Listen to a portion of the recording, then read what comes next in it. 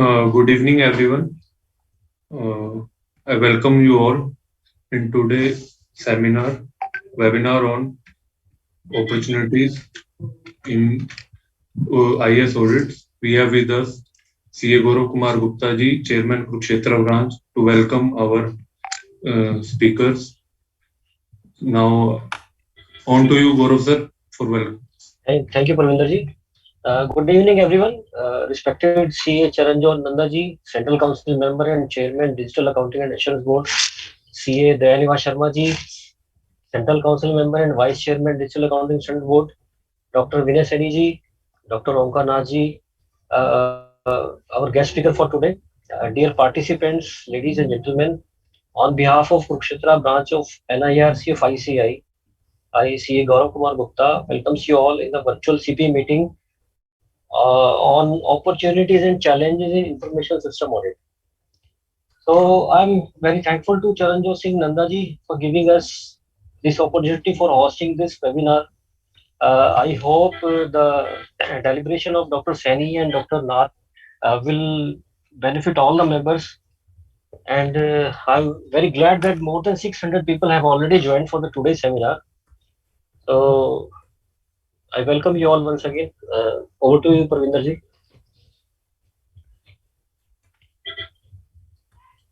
Thank you, Gaurav ji. Now we have with us Dr. Vinay Kumar Sani ji for first session. Dr. Sani has more than 18 years of experience in software development, information security, training, research, and consultants. He holds BTech in computer science and PhD in computer science. He has qualified CISA exam and is in Wipro and information certified faculty. He has published many research papers in journals and proceedings of international and national conferences. He has delivered many guest lectures on various information technology, risk management, IT security, and IS auditing related concepts in leading institutes like CA Sri Lanka, IEI, ICAI, RDIAS, TIPS, and many more across India and abroad. Over to you, Vinay sir. Good evening. Good evening, Parvinder sir. Good evening, everyone. I think we all are honored to have a gathering here. Chairman sir has joined, sir. Yes. Chairman sir has joined, sir. Right. So we are honored to have our flag bearer, our leaders at ICAI, Charanjot Singh Nanda sir. Good evening, sir. Welcome to you, and please over to you for your words of wisdom. Thank you, Mr. Seni. I can see Parvinder Singh, the Secretary of Kurukshetra branch, Dr. Vinay Kumar Seni, the Speaker, Dr. Omkar Nath, the Speaker, good evening, sir. Gaurav, the Chairman of Kurukshetra branch, Amit Gupta, the Secretary. So, ladies and gentlemen, I am truly honored to be here amongst you today on this session, and I want to put across that technology is something that will change your entire mindset. Today's time have called for newer professional opportunities because all traditional opportunities are being swindled. And when traditional opportunities are not there, it becomes imperative to find greener pastures where you could create certain new areas where you can prosper and grow. Leave aside normal practices if you come on to technology. I am reminded that chartered accountants now have excelled in data analytical services. Internationally also there is a lot of demand for Indian chartered accountants, either on job perspective and also on consultant basis. You can sit in India and do data analytics for a number of companies abroad. And let me tell you that in today's time, data is the gold. It is the petrol of today. I see chartered accountants being expert of blockchain, being expert of artificial intelligence, being expert of cyber security, being expert of Internet of Things. I want to tell you candidly, my dear friends, there are two options in life. Either to fail and go with the same area or to jump into a near professional area and prosper. When I say this, I'm reminded of a couplet which says, तारीफ की चाहत तो नाकाम लोगों की फितरत है, काबिल लोगों के तो दुश्मन भी कायल होते हैं. We are all chartered accountants belonging to the same community. Our institute was set up an Act of Parliament way back on 1st July 1949, when the most important document to the democracy, the Constitution, was not adopted. You are all well aware that the constitution to this great country was adopted on 26 January 1950. The pertinent question that arises is, what prompted the government of India to set up an Institute of Chartered Accountants of India when its own democratic setup was not in place? The answer is very candid, very simple, very forthcoming. They were looking for a disciplined band of soldiers to steer this country out of confusion. And today you are there to bring back to tracks the derailed economy. Your DAB is doing so many things. I want to tell you, your DAB is the first in the world to come out with forensic accounting standards. 1 year back, there are 23 forensic standards. And I got late because sometime back we were in a meeting with Reserve Bank of India where the Reserve Bank of India requested us to come out with very clear-cut guidance on forensic reporting standards, on writing opinions, on systematic issues. Audits will go, but forensic will increase at the pace of rocket. I want to invite and tell you all that join this bandwagon of technology. And one good news for you, I am a man who's attached to the grassroots. I see number of chartered accountants who do not understand technology, particularly the senior belt. And therefore, your board has contemplated a 3-day program, which we finalized yesterday only, which will be available both in physical and virtual mode. And you can go ahead. It will take you to the journey of being technology compliant. The name of the program is Technology for Non-Technology Professionals. The Institute will leave no stone unturned to ensure that you become in tandem with the technology initiatives of the country. You'll be happy to know that your institute was the first to come out way back on 30th March 2020 guidance on remote auditing. When COVID had barely started, we are acclaimed leaders in terms of technology in all accounting bodies across the world. On 17th, I'm going to US, Hampshire, for a 7-day conference only on combating financial frauds. The word has now gone ahead on a larger perspective, and a call upon to all our members to be in tandem with understanding your practices and using them not only for your clients or stakeholders, but for the regulators and government as well. My dear friends, we have 2 of the reverend speakers who will not speak much, although speaking on professional opportunities in IT space is something which is very dear to my heart. But 4th thing I would like to tell you before I retire. First, be attuned to the best technology consulting companies in the world where you understand how new technology can be incorporated in Indian systems.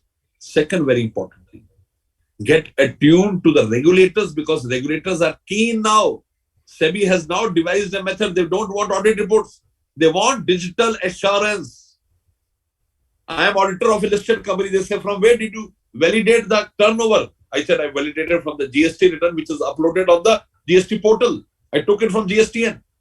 From where did you decide the number of employees? I went to PF department. Only 2 things cannot be ascertained in. One is employee benefit and second is depreciation. Other than all items which arise in balance sheet can be digitally verified.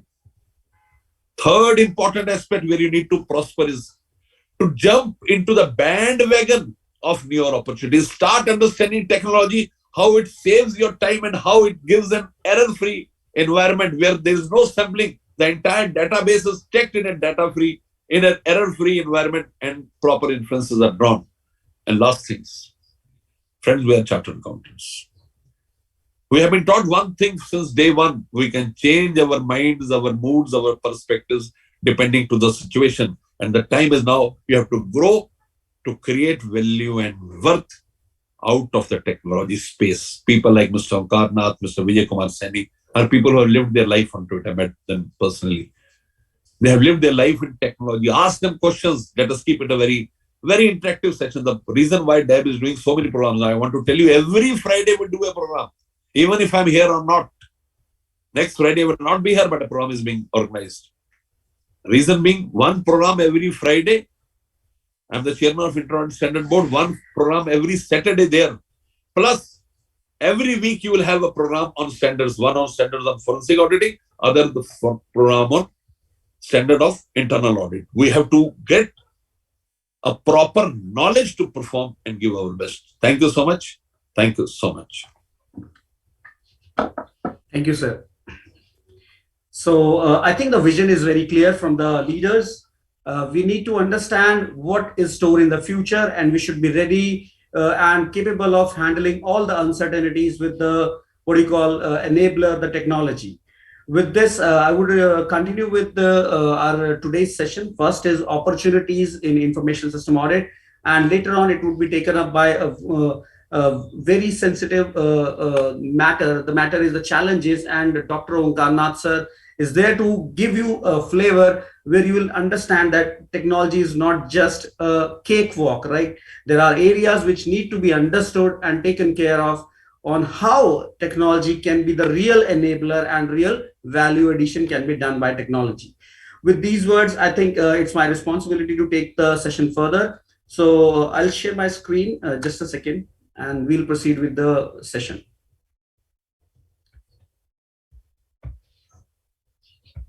Yeah, so as it has been mentioned by our leader, that we need to understand whether we are creating value or not. And in the area where there are uncertainties and technology is playing a key enabler role, and digitization is being introduced at a very fast pace now.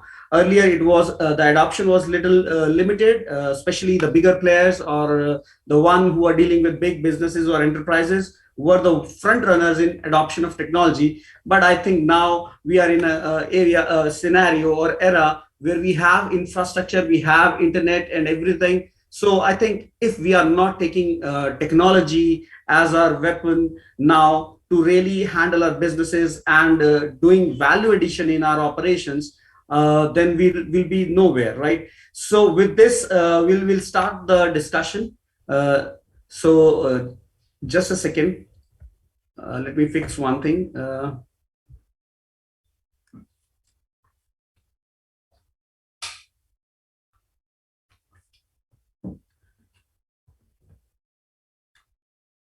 So as I told you, technology is something which can really change the world around, right? So we have witnessed technology adding value to our systems. We have seen that in the pandemic time, it was a technology which was letting us continue our operations when there were uncertainties, right?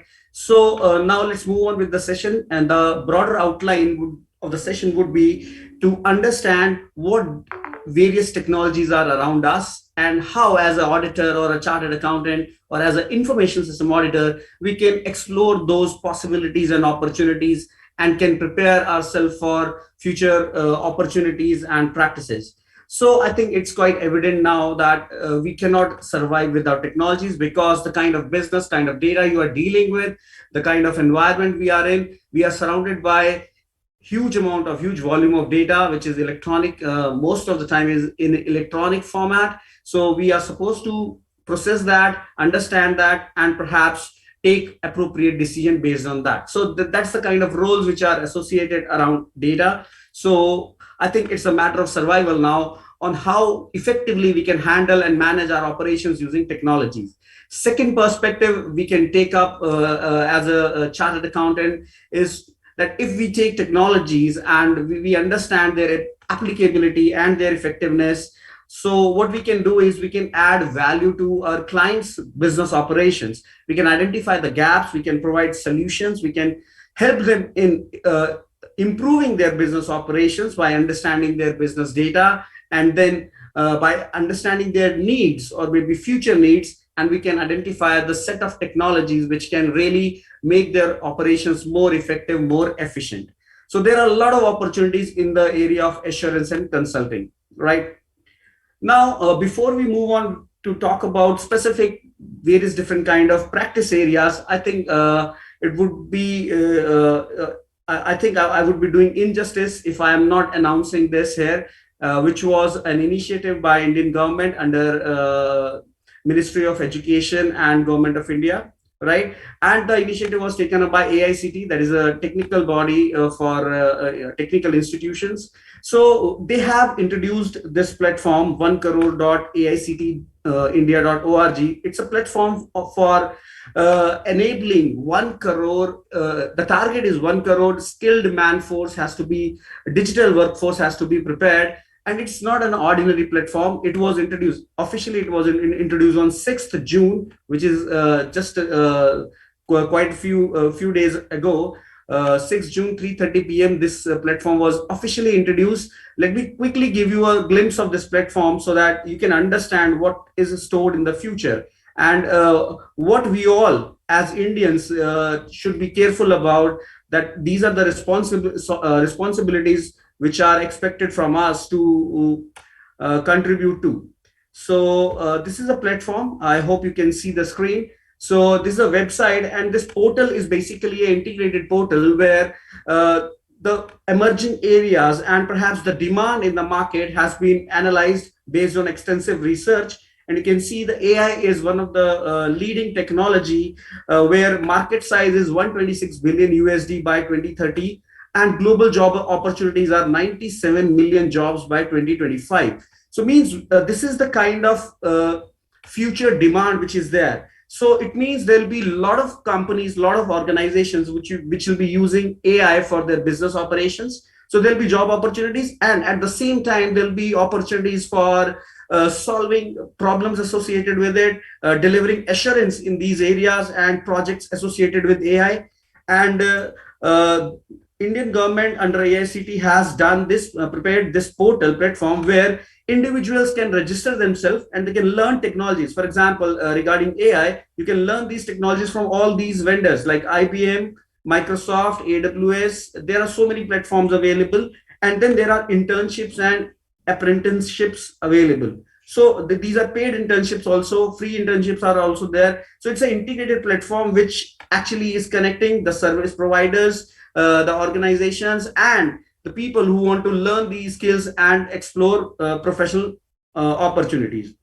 If you just scroll down, you will see that it's not just limited to artificial intelligence. The whole idea behind this whole project is to prepare India to handle a parallel supply chain where they can deliver every requirement, every demand in the market at global platform. So we all have seen what COVID and other international issues and matters have done to the whole world. They have actually destabilized or has disturbed the whole supply chain. And we all are observing the impacts of such uncertainties. So the idea behind this initiative is to prepare an ecosystem, a supply chain for delivering quality services. So you see artificial intelligence, aviation, aerospace, automobile components, manufacturing, material, augmented reality, blockchain, big data, biotechnology, banking, finance, cloud computing, cybersecurity, even food chain and food supply, clean technology, chemical engineering, construction. They haven't left any industry.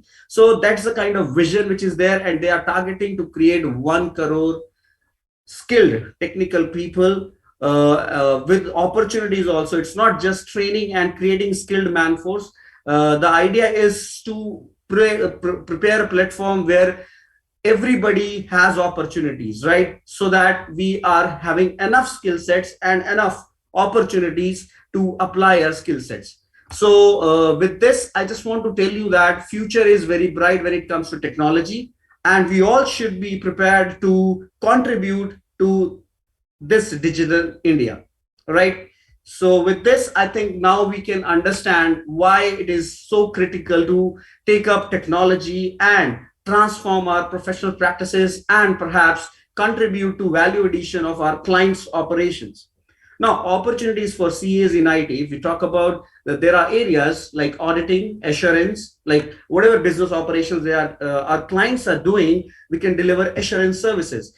It could be related to performance assurance, it could be security assurance, it could be effectiveness of the whole system, which may include governance audit, compliance audits, or operational audits. So there can be various different kind of perspectives or areas which every client, every organization deals with. So these are the broader service areas where professional opportunities are there for chartered accountants. One is IT governance. For example, your client is planning to initiate a new business or a setup, right? Parallel to their existing setup. Now, for every organization who wants to introduce themselves in a business domain, I think there are two broader areas, governance and management. Governance is to define proper vision and business objectives and guidelines, right? That what we want to achieve, where we want to, where we see our organization in time to come, maybe short-term plans, long-term plans, and policy guidelines, roles, responsibilities, designing the architecture for the organization. These are critical decision points which organizations have to take, right? So if they are missing out anything critical in that, so they may face serious risk of failure in the business. So IT governance and IT governance consulting is emerging, is coming out to be a great professional practice area, and there are frameworks, best practices which you can pick up in delivering assurance services in this area. Same way, risk management, which is not a new area, but it is perhaps the most critical area. Reason being, every industry, every business faces certain kind of risk. So you as a professional can deliver risk management services, risk management assurance services. So these are the possible professional practice areas you can pick up. Then compliances are there for every industry. So the compliance assurance, compliance audits is again a big practice area. Finally, consulting and implementation. You can help in solving business problems of your organizations or clients, and then you can facilitate or can help them in implementing effective solutions to solve their business problems. Let's take a small example here, right? That way you will understand it better. For example, let's say you have a client who have a multi-specialty store, right? And they feel that there is a problem of waiting for billing on a counter in malls. Multi-specialty store is there, more specifically on Saturday and Sunday. Normally, it looks like, okay, it's quite common, but do you really think this is something substantial or critical risk?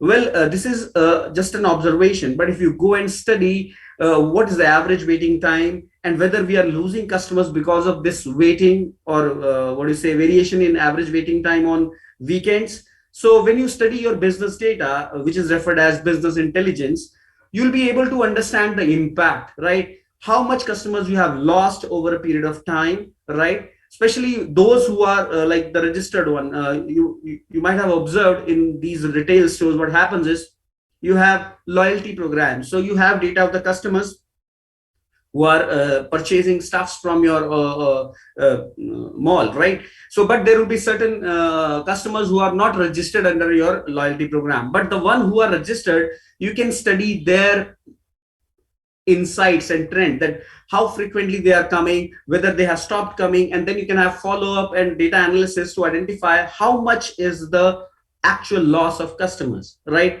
And once you feel that it's substantial, I think that's an opportunity for us. Every problem is an opportunity. That should be our perspective as a practitioner. So if you get a substantial magnitude of loss of customers, then I think we should study the problem, right? And we should try to understand the root cause. What is the reason behind this problem? Why this problem is there? So if we study, normally what happens on such billing counters, they have a barcode scanning technology. And you know that barcode scanning technology has a limitation, that is line of sight. It means the product has to be right in front of the scanner, otherwise it would not get scanned. So it means, let's say a customer is having 40 products in the basket. So every product needs to be scanned, right? So the point is, the technology has an inherent weakness that it will take some time to process, means every product needs to be scanned one by one, only then the whole order gets processed. So this is perhaps the root cause. Can we have a better technology which can eliminate this root cause and can make the system more effective? So I think you might have observed RFID, that is radio frequency identification tags. RFID tags are quite common in practice nowadays. You might have seen on toll bridges, you might have seen on apparels showrooms, or maybe you might have seen in racing, or maybe half marathons, right? So what happens is, like, there are, if I take the example of half marathon, so what happens, there are runners, say thousands of runners are running, and all are having a small, very small sticker kind of RFID tag, which is pasted on their bib number, the number which has been allocated to them. So all are running, and there are scanners after some distance, like after every kilometer they have scanners. So it keeps on recording their movement, right, automatically, and it can be seamlessly integrated with the cloud-based system, where you can see the timing of every individual after the completion of race, and you can have analysis based on that. So if you can have that RFID based sticker on your products, so if you're having say 100 products in the basket, right, all will get scanned in one go, right? So that way you can minimize what this what you call average processing time. And the second thing is, if you have observed what happens with barcode, means the everything depends on what the person who is doing the billing. Let's say there are 5 items and I've only scanned 4, right? Or maybe say 100 items are there in the basket. I've scanned say 80 or 90, and 10 I haven't scanned intentionally. So there's a possibility of theft, right? Collusion practices can be there, and it may lead to loss of what do you say, revenue, or perhaps the theft would damage the what do you say, the income of your business, right? So these kind of things can also be minimized with this technology, because if tag is there, RFID, so there is no manual intervention in between. The moment you take the trolley, even if you have put a product in your pocket, it will also get scanned, right? So that's the kind of thing we need to focus on. We need to understand how a technology can add value to our business, right? And then we can take up and re-engineer our system or upgrade our system to accommodate that technology to improve our business operations. And if you talk about retail, Walmart is already using RFID. I hope you or many of you might be thinking about the cost factor, right? The barcode doesn't cost you anything. It's just a piece of paper, and some printing of lines is there. So it would hardly cost you anything. It's negligible cost, right? But on the other side, your RFID tag is some what do you call element, like there are some it's a metallic kind of a stick, means there's a metallic plating behind the sticker, right? But if you're talking about volume, the cost can be substantially decreased, right? And nowadays you have all different kind of portable RFID which are easily integrated, which can be easily integrated with the products. So Walmart is already doing it. If you talk about India, I have seen it in used in Decathlon. You might have heard about the vendor Decathlon, which deals with sports and other related materials. I visited their stores, and I was quite amazed by observing that they are using RFID based stickers for their products, right? So this helps in fast speed scanning, as well as it can control theft, right? And of course, you need to understand, if there is a loss of customers, there is another perspective, like where the customers are going. So if you observe, you collect the feedback, you come up with the observation that they are moving to online order processing facilities or things like that. So it means you need, there is a requirement of upgrading your whole setup, your business model. It should not be having any inherent limitations. So I think you should upgrade your business model with a hybrid kind of a model, where you have a retail outlet supplemented by online order processing facilities, so that you are not losing any customer, right? And you can deliver products to the customers who are not willing to come to or physically come to your stores. So that way, I think you need to understand business problems around you, around businesses of your clients, and then you can, with a bit of data analysis, business intelligence, and a bit of research about technological options available, you can enhance the business operations, right? So this is one example. If you go to different industries, it's about retail market. You talk about banking industry, you talk about insurance industry, you will see many such problems in different operations or processes, where there's a huge scope of studying the problem and looking for alternatives to improve the business process.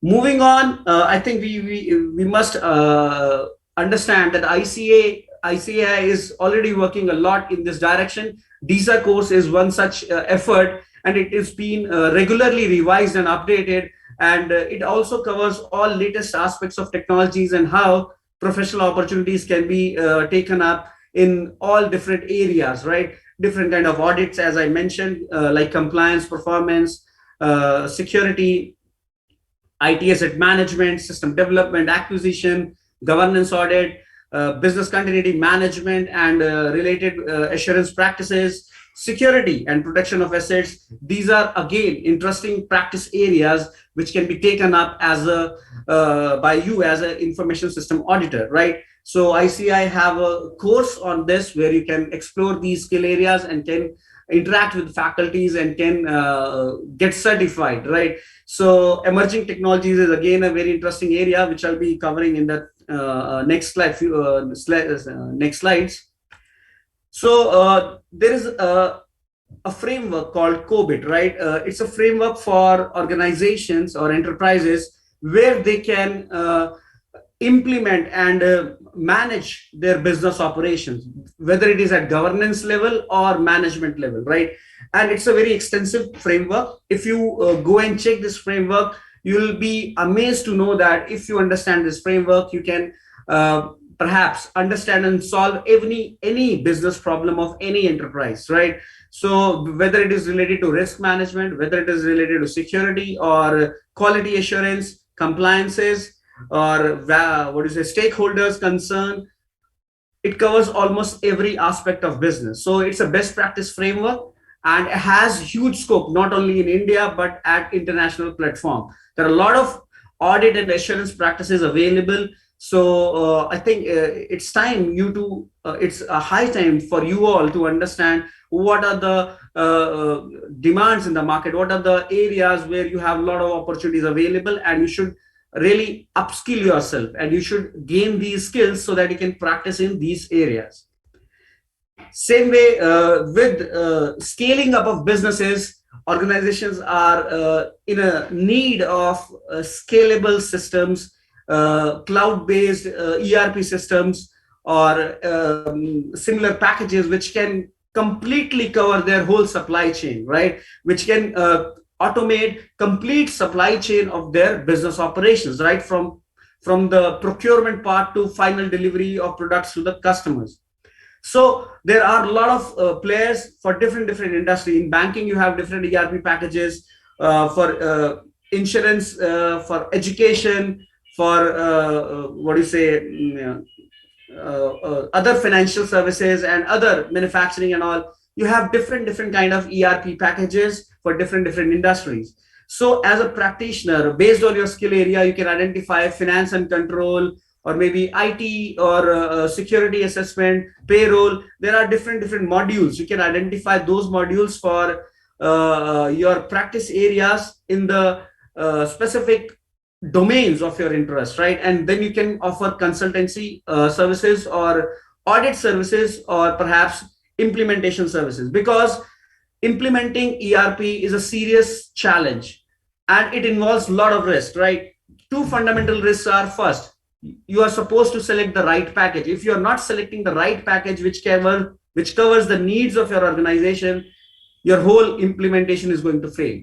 The second biggest risk is how it is implemented. You must have this right strategy, like phased by phased manner, and perhaps you must train your operators, employees in a proper way, so that there is no gap in implementation and application. So there are a lot of areas which needs to be taken care of when you are talking about ERP package implementation. So this again is a interesting practice area where you can facilitate your clients.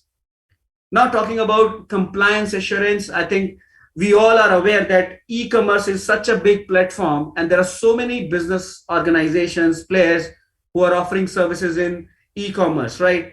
And in e-commerce, the most sensitive thing is the customer data, right? Because online payment, when it is happening, the customer credentials, like the payment mode, like the debit card numbers, credit card numbers, and other credentials which are involved in the payment of the transaction, are very critical. And security and protection of this is paramount. If you are not providing adequate security, so customers will lose the trust in using such systems. So there is a huge opportunity of preparing all the e-commerce players, or perhaps assuring that all the e-commerce players have foolproof systems, safe systems where customers can make payments without any stress or risk. So with this in aim, there's a consortium or a council, Payment Card Industry Security Standards Council, where representative from big players like American Express, Visa, MasterCard, they have a big pool of these players who work on preparing and upgrading security standards so that this payment card industry can assure safety of sensitive data of the customers. And with this in mind, there's a standard PCI DSS, and PCI DSS audit is a mandatory audit. Perhaps validation of compliance for PCI DSS is mandatory annually, right? And if you are a QSA, like Qualified Security Assessor, which is certified again by this Payment Card Industry Security Standard Council, if you get certified as a QSA, you have a huge opportunity. Just imagine who all are part of this particular practice area. Like anybody who is storing credit card data, anybody who is processing credit card data, or transferring or sending or transmitting credit card data, all three players are supposed to get validation of compliance on annually basis, right? So your Paytm, your Amazon, all these players, your payment gateways, your banks, all are supposed to get PCI DSS audit annually, right?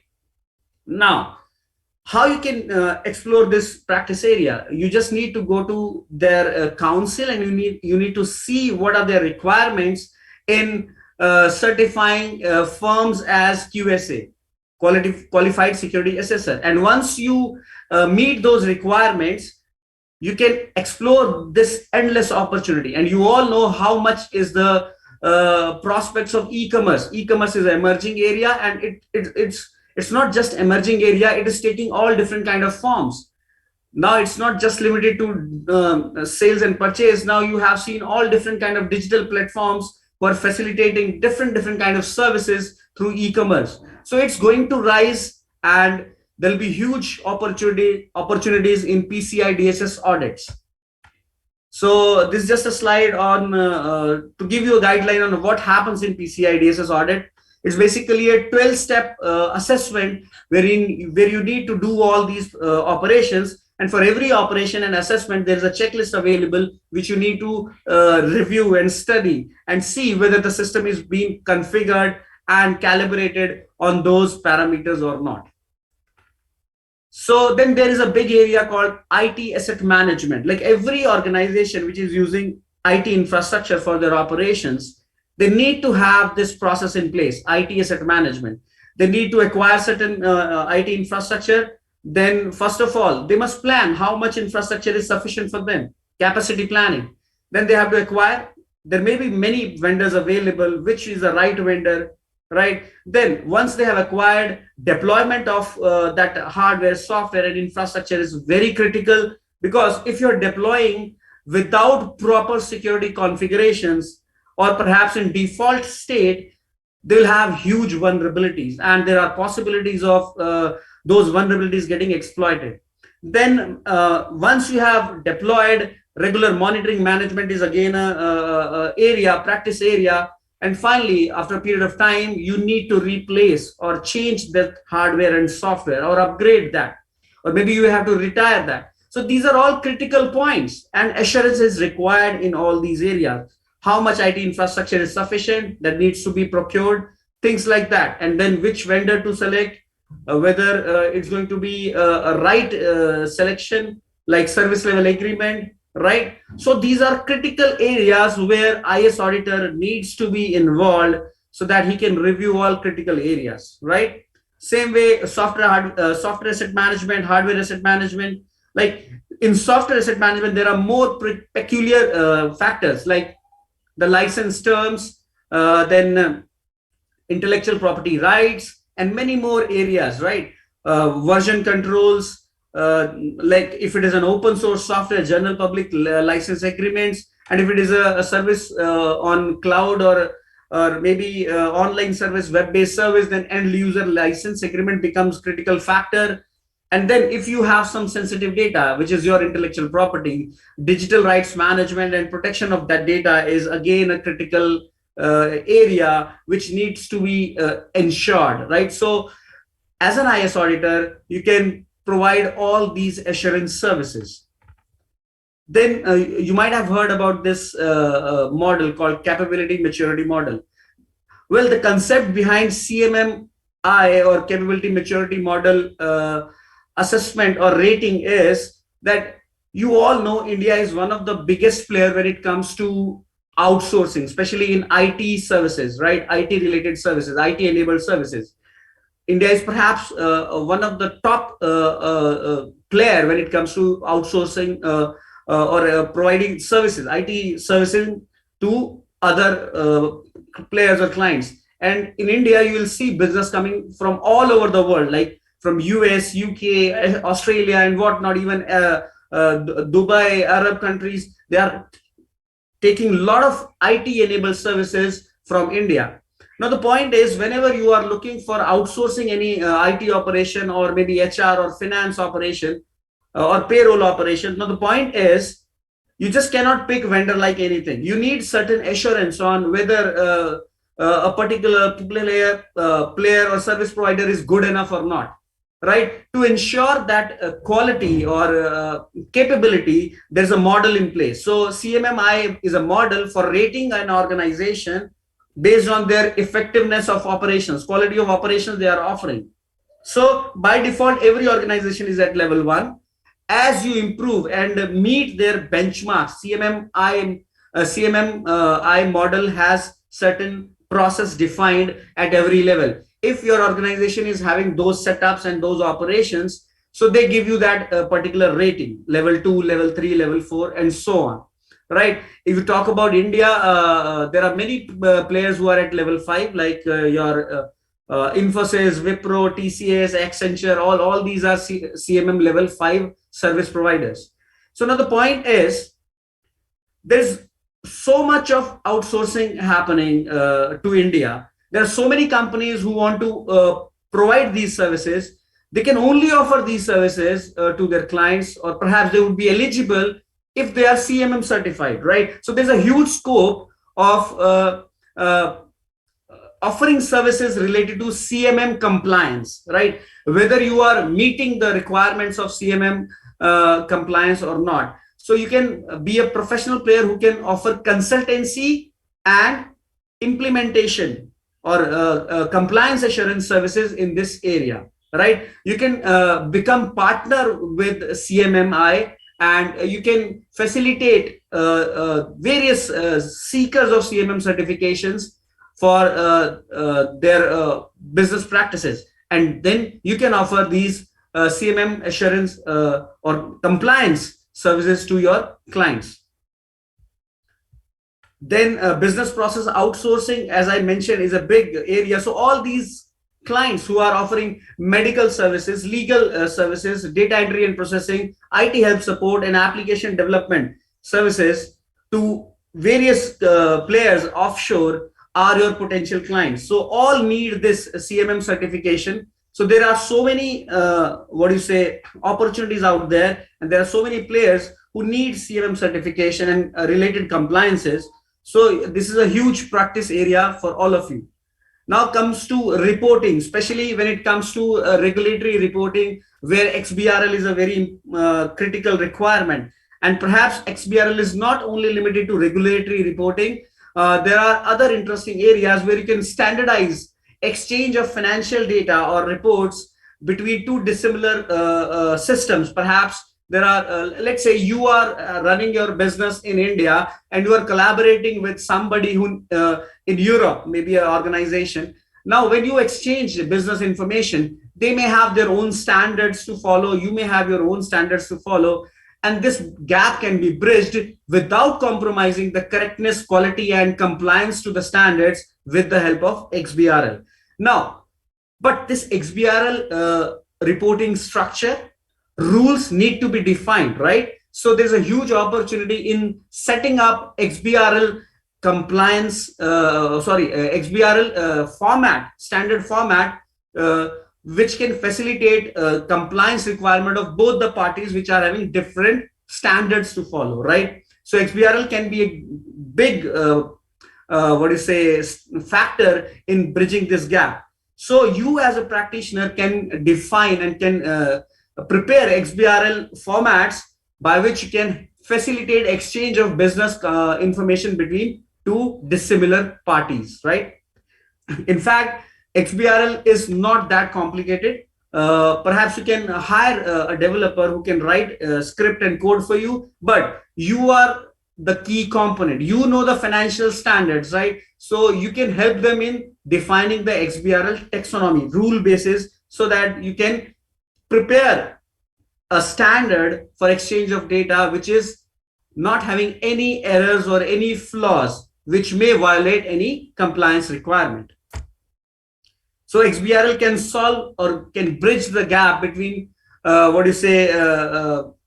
two dissimilar systems, and it can facilitate automated verification, validation, and reporting practices, right? And you can rely on technology, and because when you are using technology-driven process, the manual intervention goes down. So there are chances of more accuracy. Perhaps it will lead to more accuracy, automatic validation, and increased efficiency.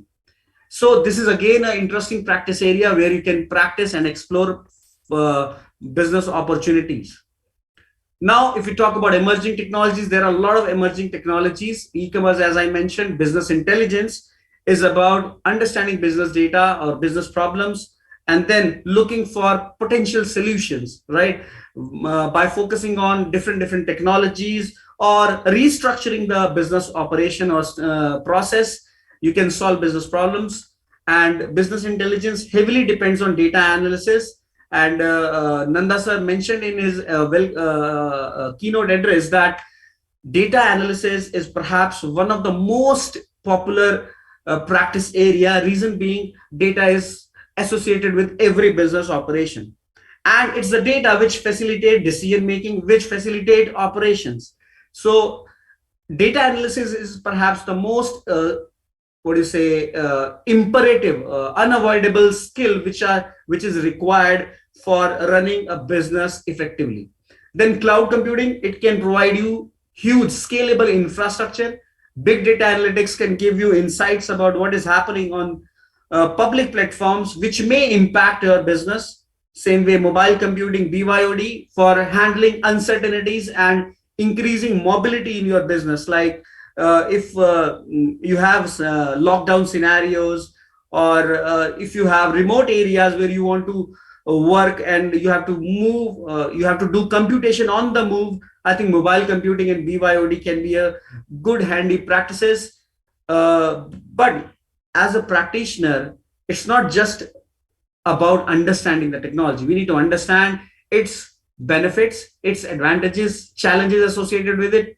Only then we can have an effective implementation. Same way, IoT and blockchain are emerging technologies. Let's look at them one by one. Now, if we talk about a typical e-commerce process, what happens is there are different components, right? First interface of e-commerce platform or system is you need to have a web-based interface where user can connect to you, right? So that would be a content management system or a shopping cart on the content management system where you will capture the order of user, right? So now, as a service provider, you must understand that every e-commerce system has certain components, right? Like one is to provide interface to customer where he can search the products and can place an order, right? So you need to have assurance in this area. There should be no functionality which is not working, which may affect users' experience and it may affect the business. So testing of this front-end interface is very important. Once it is tested, the second component which is very important is the payment part for your e-commerce transaction. Now, here comes PCI DSS compliance requirement. If you are storing, either storing, processing, or transferring credit card data. So PCI DSS compliance requirement comes here, right? And once you have reviewed and tested that, the next thing is the process of fulfillment. There should be no gaps, problems, flaws in delivery of the product to the customer in due course of time. And if there are some complaints, return requests and all, you must have an effective customer service platform where you can address their queries in a very, smooth and interactive manner, so that customer interest and satisfaction shouldn't get hampered. So you can imagine this whole e-commerce process has got various components, and every component needs to be reviewed, and quality assurance is required so that you can have an effective e-commerce business. Just imagine if you are not delivering quality, and if you are not taking care of assurance of quality, you may lose your business and you may be out of the market. Why? Because there's a huge competition when it comes to e-commerce. There are so many platforms, there are so many vendors. So maintaining the quality and process assurance is paramount. You just cannot ignore the quality and customer satisfaction. So there's huge scope in assurance practices related to e-commerce when it comes to the performance, process assurance, compliance requirements, security requirements. So there are so many different kind of audit professional practices which you can do in e-commerce industry, right? The next thing is business intelligence. I told you earlier, business intelligence is a practice of understanding the business, its operations, data associated with the business, and try to identify whether there are any gaps or not. And if there are gaps, identify them and look for potential solutions. It may involve restructuring of the business. I give you an example. There's a retail store and there is a waiting by customers is a big risk. You may lose customers. So we studied that, we identified the root cause, and what we found, if we can upgrade the technology, if we just simply change the scanning technology, the whole rest system will be the same. Our problem can be solved, and it would solve another problem, that is theft, which may be there, right? So this is how business intelligence can be applied. You need to study the business data, transactions, and other associated data of business, and then try to understand the root cause of the problems, what problems are there, and how they can be minimized. I can give you another example, quick example. Let's say you have a client who's having e-commerce business, and they are getting orders online, and of course they have the retail store also. So they are getting order online also, and at the retail store also. At the retail store, they have a billing system with machine and billing they are doing. In online, they take orders, and once the payment is done, they process the order through their shipment operations. Now, just try to understand the problem. There are two different systems through which they are running their business. Like there are two platforms, they are getting data of transactions like sales from two different platforms. One is an e-commerce platform, one is a retail store, right? Now, they have another system for accounting. Where they are keeping all this, we are feeding all these data. Like sales from e-commerce, they are feeding in this, let's say, QuickBooks, cloud-based services there. And then there is retail data, which they have to either they are importing or they are punching it manually. So it's a cumbersome job, right? It takes a lot of time, and it really slow down the whole process of reconciliation and analysis and everything. So it's a serious headache. Many times some mistakes lead to serious problems in understanding the whole business operation. So what is the solution? Well, here we need to understand the problem is interoperability between the systems. One is an e-commerce system, right? Separate system. Then there is a billing system on a retail store, right? Now, what we need is we need to integrate these two seamlessly with the QuickBooks. Now, what can be done is here we can think of RPA, robotic process automation. We know that it's a repetitive process. We have to collect the data from one system, and then we have to either import or key into the another system. It's a repetitive task. So what we can do is we can use RPA, robotic process automation. We can write an API, a script, which will connect to the e-commerce system and the retail system through internet, right? They will send a query of fetching the sales record in real time. The moment there is a sale, automatically a query would be shooted in transferring the sales data, transaction data to the QuickBooks, right? So if you can build that RPA script, robotic process automation script, this interoperability issue can be solved. So this is what? This is a simple business intelligence, practice, which you can do in identifying the problem in your business, and then you can use some kind of technology in restructuring your operation so that it becomes more effective and more efficient. All right. So this is how business intelligence can be tried in different industries in a different manner. The important parameter in business intelligence is the data analytics, right? So data analysis and data analytics are very important skills which you should master and practice. If you are more into application part, right, software applications, you can use SQL, ACL, IDEA, MS Excel, and there is another tool, Microsoft Power BI Desktop. You can use all these tools if you are more of application oriented, like you don't want to write coding and detailed stuff. You want user-friendly tools. I think you can pick up the tools which are on the left side. And if you are looking for a RPA kind of a process, for example, you want to automate a process with the help of a script or a code, you want to write your own program which you automate the task, I think then you can use tools like R language, Python, MATLAB, and SPSS, right? So the point is, data analysis and analytics can really help you in understanding your business in a better way. So it is a fundamental skill which is required for business intelligence and for other decision-making practices for any organization. So these are the tools and techniques which you should study, practice, and get skilled in these areas so that you can practice business intelligence and other consulting and assurance practices in information systems.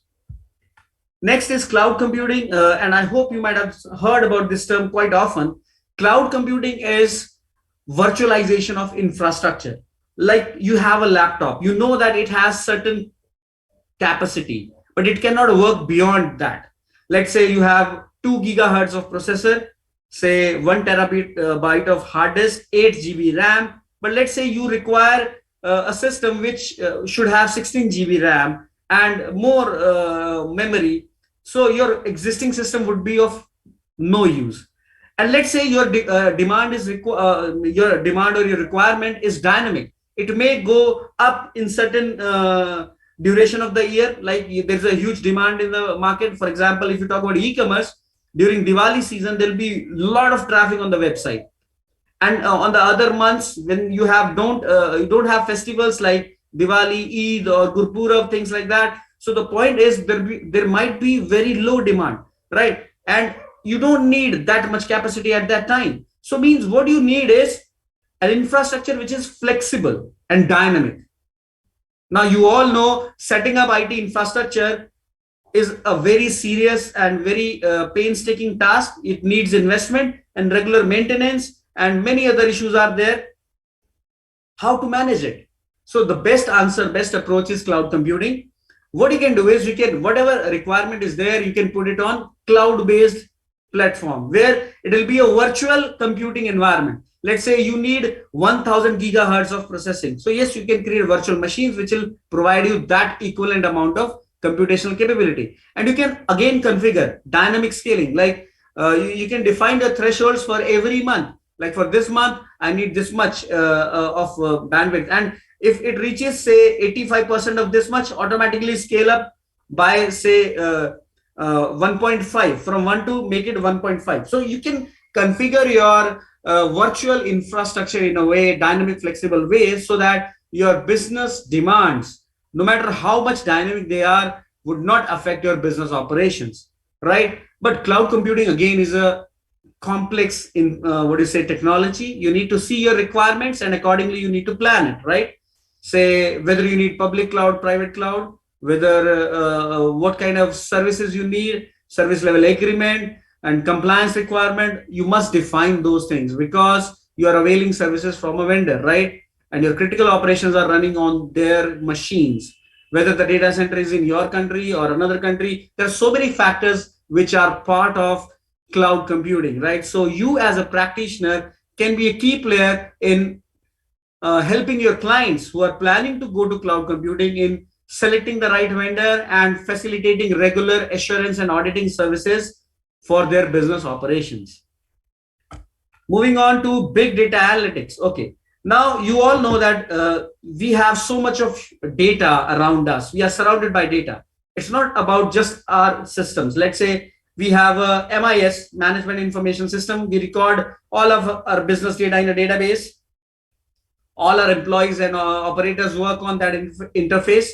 But then beyond this, there is internet, right? There is social media. There are so many platforms where every now and then so much of data is being created, like Twitter, Facebook, LinkedIn, Snapchat, Instagram, and whatnot. There are so many platforms. What happens? YouTube is there, right? Quora is there. So what happens is, let's say somebody or some customer has say bad experience with your service or a product, and they immediately take this to social media, and then they start bragging about it and announcing it and making it viral like anything. Just imagine how much damage it will do to your business organization. The reputation would be hampered in a big manner. So now you just cannot ignore big data. And when you are thinking of handling big data analytics is in itself a big challenge. The data is huge, data is complex. It's not simple structured data. It could be unstructured, semi-structured. Then the data is coming at a very fast speed. Huge amount of data is there. So you are supposed to have a real-time monitoring and assessment of that data. So you need specialized tools. You need specialized interfaces, dashboards, where you can study and see the trend. You may have to define triggers or notification which can quickly segregate outliers or exceptional data or transactions or notifications or viral items, and then you can immediately take a responsive mechanism. Let's say you found a tweet of a customer who is annoyed or perhaps not happy with your services. So what you can do is you can immediately reply back, right? If you are monitoring, right? By the time let's say somebody has posted and your system has given a notification, immediately you start responding, right? And then you start telling him, okay, what's the problem? What was your order ID? What was the problem with the product? Okay, let me assure you, we are here to resolve your issue. Just give me some time and let me see the issue with the product, and this will initiate a replacement or maybe a repair or maintenance against the product. So means the quickly you identify the issue, easily you can resolve the issue. But let's say you ignore this and this news went viral, so it may damage the reputation of your organization. And nowadays, when we are talking about cryptocurrencies and many such digital fintech based platforms, you might have observed a single tweet can really lead to serious losses to people who are having huge stakes and shares in all these cryptocurrencies, right? So we cannot ignore big data and the data which is in public platforms.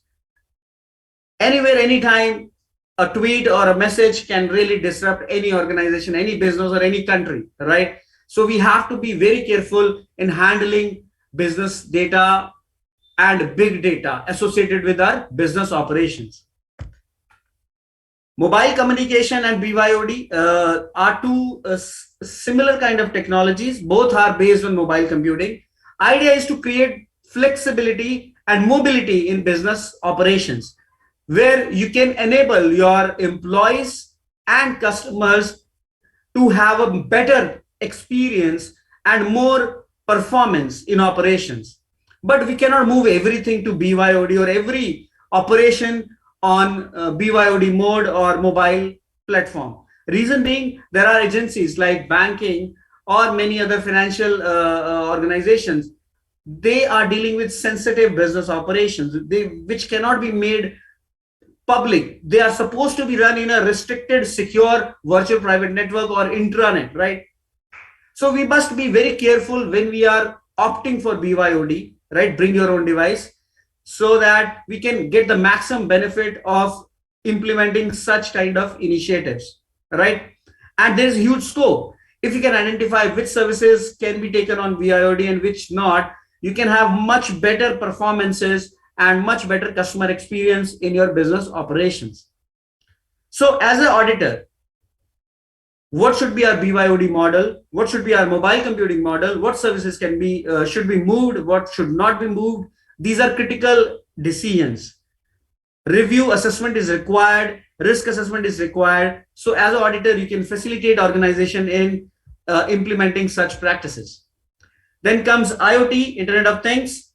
Well, the idea is to connect various operations around us through technology and internet with the help of smart devices, sensors, and communicational platform, that is internet. With this, what you can do is you can have remote monitoring, remote control of various business operations, and then you can have better management, better monitoring, and better performance. You might have heard about the concept of smart cities, right? So you can have vehicle, asset, person, pet monitoring and controlling, agricultural automation, when to water the fields, right? When it's the right time to cut the crops and things like that, so that you can optimize your whole process of agriculture, right? Energy consumption, you can have automatic controls around when to switch on, when to switch off, based on actual requirement with the help of sensors. I can tell you, like, you can have movement sensor and things like that. Means, let's say you have a place where you need a light bulb in dark area, maybe in the evening or in the night, and then if there is nobody out there, right, so there is no point that bulb should be switched on there. The moment somebody is entering that premises campus, right, immediately the sensor will identify that or sense that, and immediately the light will be switched on, and that will happen in a dynamic manner. And there are controls available through internet on devices, through mobile device, like you can control and manage, and you can monitor how much electricity consumption is there, which light is working, which not. And maybe accidentally, if you have switched on that light and you forget to switch off when you're moving out, through your mobile device you can control and switch off those lights remotely. So that's the kind of thing that you can have when it comes to IoT. Same way, security surveillance, building management, which involves various different kind of services, right? And smart cities, telemedicine, smart healthcare, all those kind of operations can really do wonders and can create a better society where you have more optimized operations, more effective and efficient systems, and you can minimize wastages, right? And you can have more efficient operations around your society and business practices. So internet is again an area where huge opportunities are available, from designing to implementation, assurance, compliance assurance, and security assessment and security assurance are key practice area when it comes to IoT, Internet of Things. Finally, blockchain. Blockchain, you all know, is a technology which can help you in creating systems which can have tamper-proof operations. Like if transactions have been done, you cannot alter or make changes in the transactions, and you can have complete transparency, distributed, perhaps distributed storage of data in multiple machines at the same time, so that there is no single point of failure, right? You can create programmable smart contracts to ensure compliance requirements and business rules, right? You can ensure security and anonymous operations. It all depends on your requirement, right? So normally blockchain is visualized as a technology which initiated cryptocurrencies, but blockchain has huge applicability in many more areas, right? And if you study and explore it, you will find that there are two concepts: public blockchain and private blockchain, right? And private blockchains has more potential opportunities and more potential prospects in the coming time. And in fact, many states in India are practicing blockchain for property registration. In fact, banks are using blockchain for KYC management and interbank reconciliations. You can have e-voting with the help of blockchain, and many states in India have already started many government projects on blockchain, right?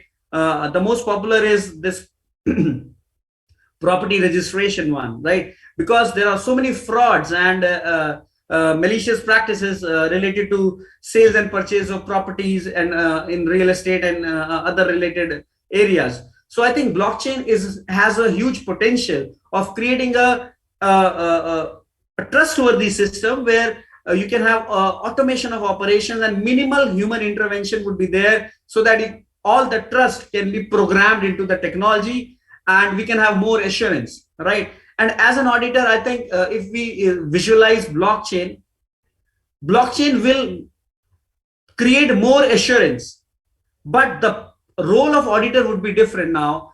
Role of auditor would be to study and evaluate whether the structure of blockchain is as per the requirement of business or not, and whether they have correctly programmed all the rules, all business rules, all compliance requirements, right? So that's the area where auditor need to practice, like audit of smart contracts. And if it is a what is a hybrid blockchain where some data is on the chain, some data is off the chain, so you may have to review the databases and smart contracts along with audit of internal controls, right? And the controls around the application, the blockchain application, which is doing the business operations. So you need to test the controls around that. So blockchain is going to be a big adoption in various different areas, whether it is banking, insurance, education industry, music industry, media industry, fintechs are there, fintech domain is there, right? So in the future, there'll be a lot of projects which will be moving on to blockchains. So there are huge opportunities in terms of designing the right system, then auditing and assurance practices. So I think it's high time you start identifying your interest areas and start learning, start experimenting, and start practicing. More you experiment, better you'll become.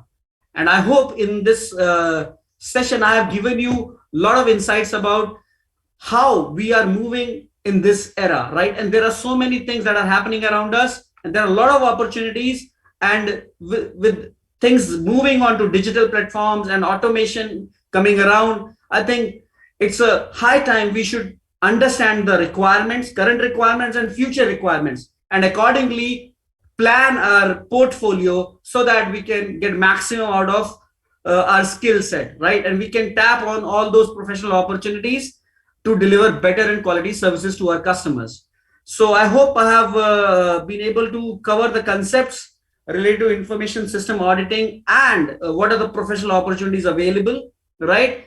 And I think it's right time now to talk about the challenges, because as I mentioned earlier, technology is a double-ended sword, right? You can use it as an enabler, but there are challenges which needs to be addressed. Otherwise, the whole effort would be wasted, right? So we have to be very careful when we are selecting technologies and we are implementing technologies. I think with this, I would convey my wishes and regards to all of you. And I hope that you all will take technology in a proper way, and you will practice, you will experiment, and you will enhance your portfolio by looking into all these future professional opportunities. Thank you. Thank you, Parvinder sir. Over to you. Thank you, Vinay ji, for such a nice presentation. You have already covered RFID, CMM, e-commerce, business intelligence, Byod, Internet of Things, blockchain. Sir, before going to Omkar sir, there are a few questions from participants. If right. You, Yes. Sir, one is for ISA, which is better, DISA or CISA, and why? Okay, I think this is a very common question. I'll quickly answer this question. CISA and DISA. Let me tell you, if you go by the objective behind these two courses, the objectives are the same: information system auditing. CISA is a course introduced by ISACA, US-based body, and it is older than DISA, right? So it is there, say maybe 20 years, if I'm not wrong, 20 years prior to DISA. When DISA was introduced, CISA was there. So we can say that it is already in place from quite a long time. So it will have more recognition, right, at global platforms. But now with more technology adoption and a lot of opportunities in India, now DISA is also gaining popularity, right? And it's just a matter of fact that if I think it's responsibility of all the stakeholders, institute, the course, faculty, the participants, the members who have already qualified DISA and they are practicing. If we all take initiatives and do constructive, growth in practice of information system auditing, the value of DISA will also get increased, and sooner or later we'll see them at similar or perhaps equal levels, right? But that's a serious challenging task. We have to take initiatives to take DISA to that level. But yes, the bottom line is both are there for the same objective, right? Any other question, Pravinder sir? So would self-check is an alternative to manned billing counter? Can you repeat? Self-check? Yes, self-check is an alternative. Okay. Yeah, alternatives can be there, self-billing counters and all, but it depends on the feasibility, right? Again, what is feasible in terms of the process requirement and the customer expectation. Accordingly, you can select the right technology, whether it is self-check-in or maybe RFID or anything else. Sir, any other question?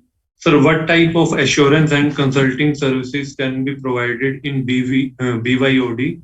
Also, the opportunities, what is difference between XML and XBRL?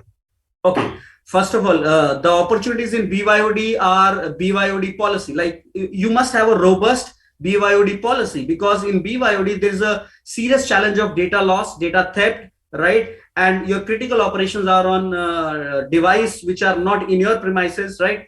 So one thing is you should not store anything on the device, remote device.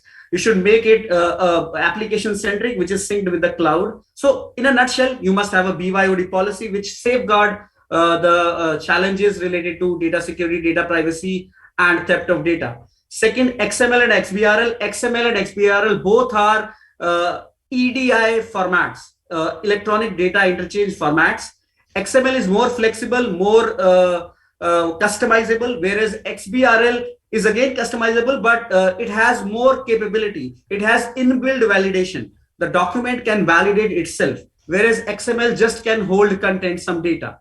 So you can explore further. XBRL has more capabilities and features as compared to XML, right? And XML is an open source. Anybody can use in the way they want to use it, right? Thank you, sir. Okay. Now we will move forward to challenges in information system audit. Now we have with us Dr. Omkar Nath, information security strategist. Dr. Omkar Nath did his MSc in mathematics from Gorakhpur University, Gorakhpur, India. He has got his first PhD from EMSA University, France, and second PhD from PU, India. He has also completed PGDCM, PGDHRD, PGDMM, PGDFM, PGDM, and MBA in Human Resource Development. He is CISSP, CISA, CISM, CFE, CNSM, CCSK, CHIFI, CAIIB, CloudU, CEH, CRISC, CPE, CSXP, CGEIT, ISO 27001 LA, ISO 22301 LA, and AYE, CYAI. He has got IPIAM from State University of New York. I have displayed Vinder. Over to you, My screen is Omkar, visible? sir.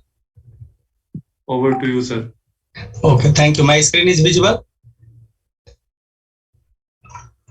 PPT is visible? Yes, sir. Yes, sir. Yes, sir. Okay.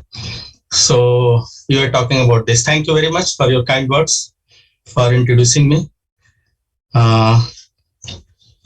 Better start the session with a story. Okay, very small story. Maybe you might have heard about that, or all other participants might have heard about that. That once upon a time, Bill Gates, you are aware of that, the Microsoft, synonymous to that, was taken by the messenger of Yamraj to his court. No, yeah, right now he is here only. He has come back. So there, Yamraj told that you have done a lot of charity on the earth. So you tell where you want to go. You want to go into hell or heaven? Okay. So he told, if I have done a lot of charity on the earth, then I deserve for the heaven. Only yes, as per your choice, you can deserve for the heaven. So he was sent to the heaven, and in heaven he was given heaven. Nobody is having any personal property, but due to his contribution on the earth, he was given a bungalow. Okay, and he was given a car also there in the heaven. He was enjoying his life. He was finding himself VIP there also, that nobody is having personal property, but I have been given that treatment. Once morning, he changed the route where he usually goes to the, from where he usually goes for the morning walk. He went to the another route, and there on the way, he found a big mansion and fleet of cars. So he could not resist himself. He told that I know the VVIP of this area is the Indra, God Indra, and he resides in palace. But who is there in this big mansion? So he went to the mansion and knocked the door.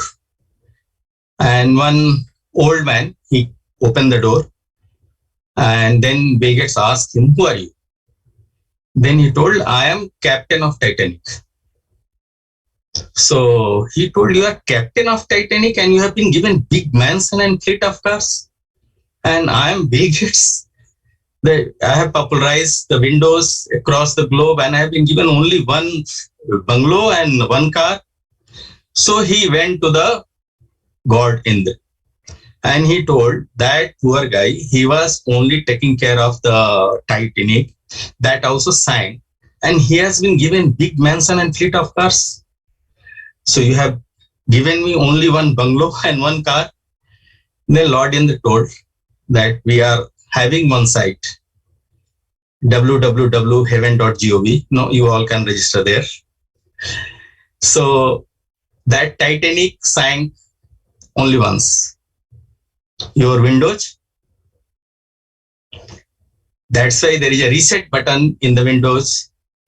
Many times it is going to crash. And that time what happens, there may be a data loss.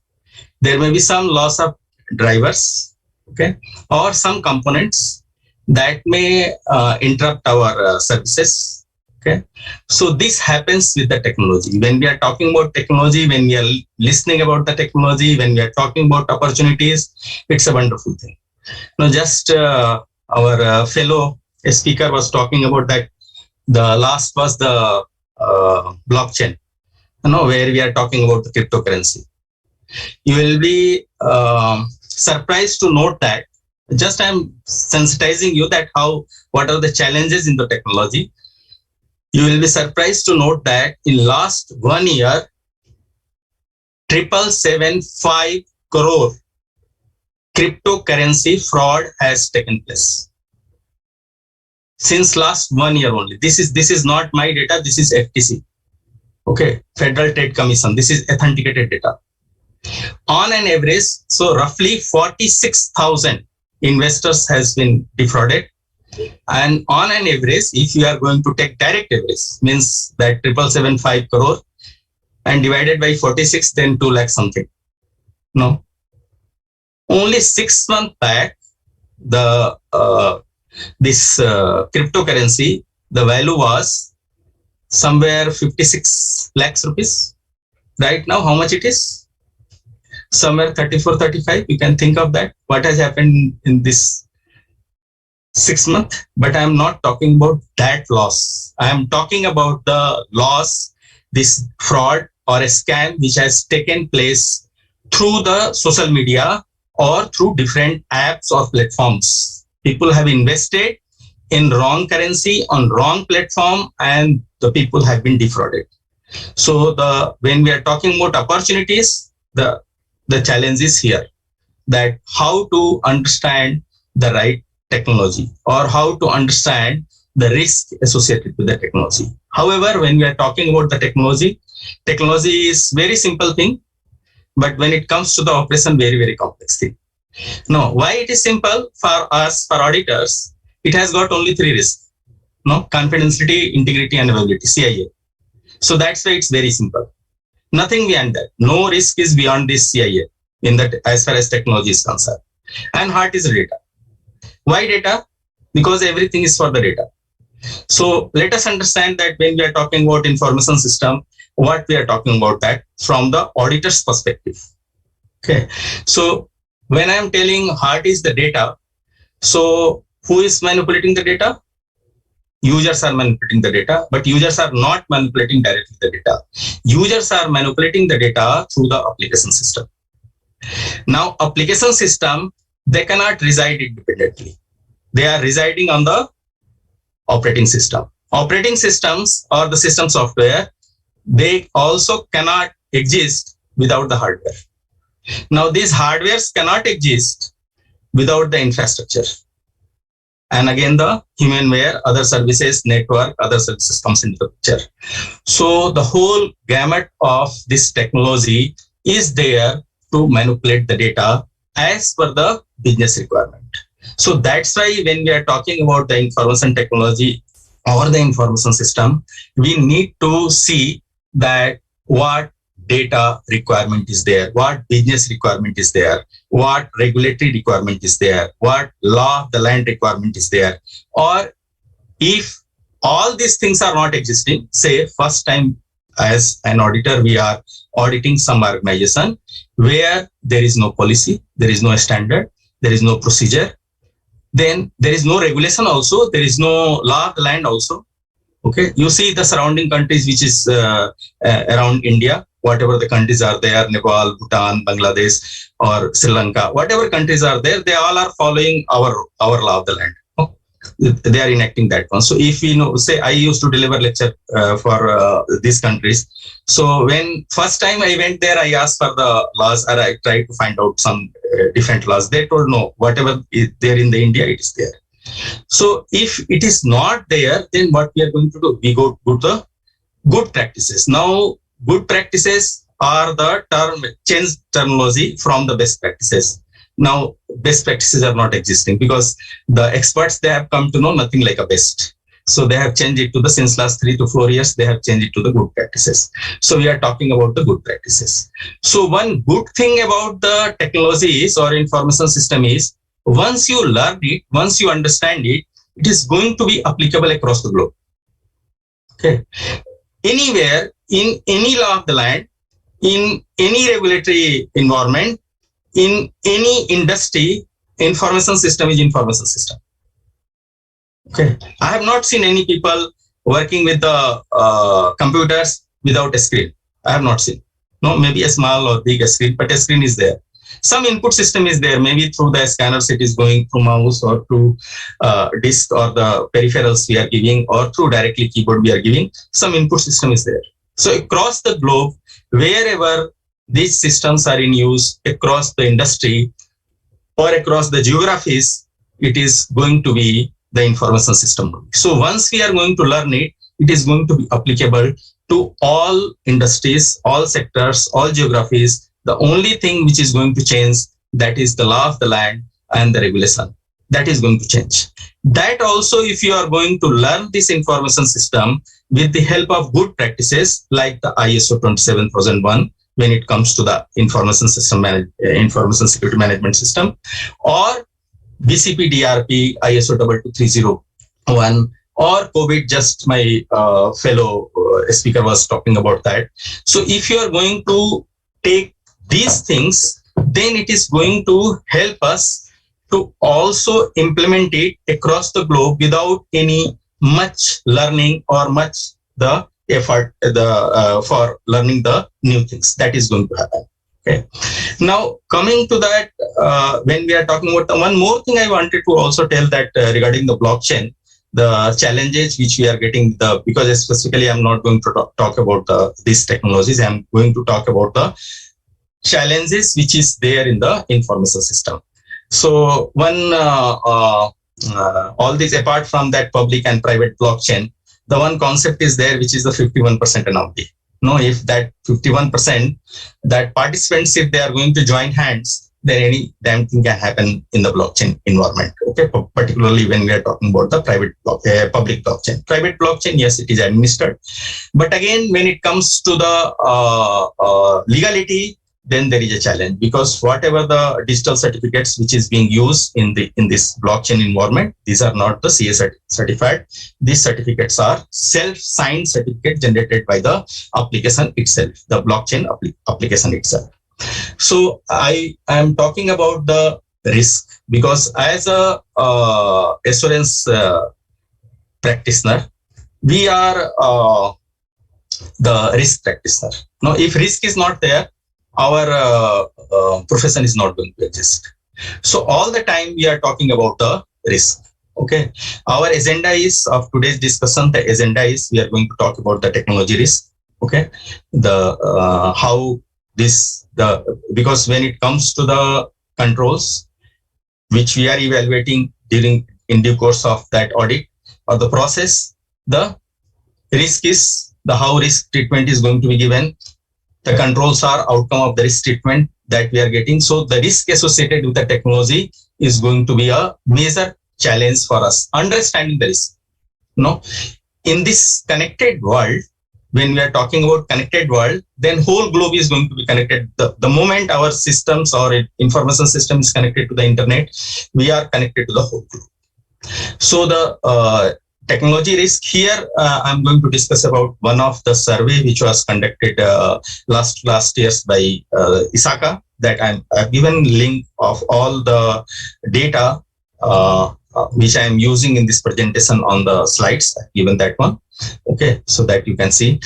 Technology challenges, we are going to talk about that. Apart from that, some concerns, we are talking about that. Some other challenges other than that, which is there from the auditor's perspective, that we are going to see.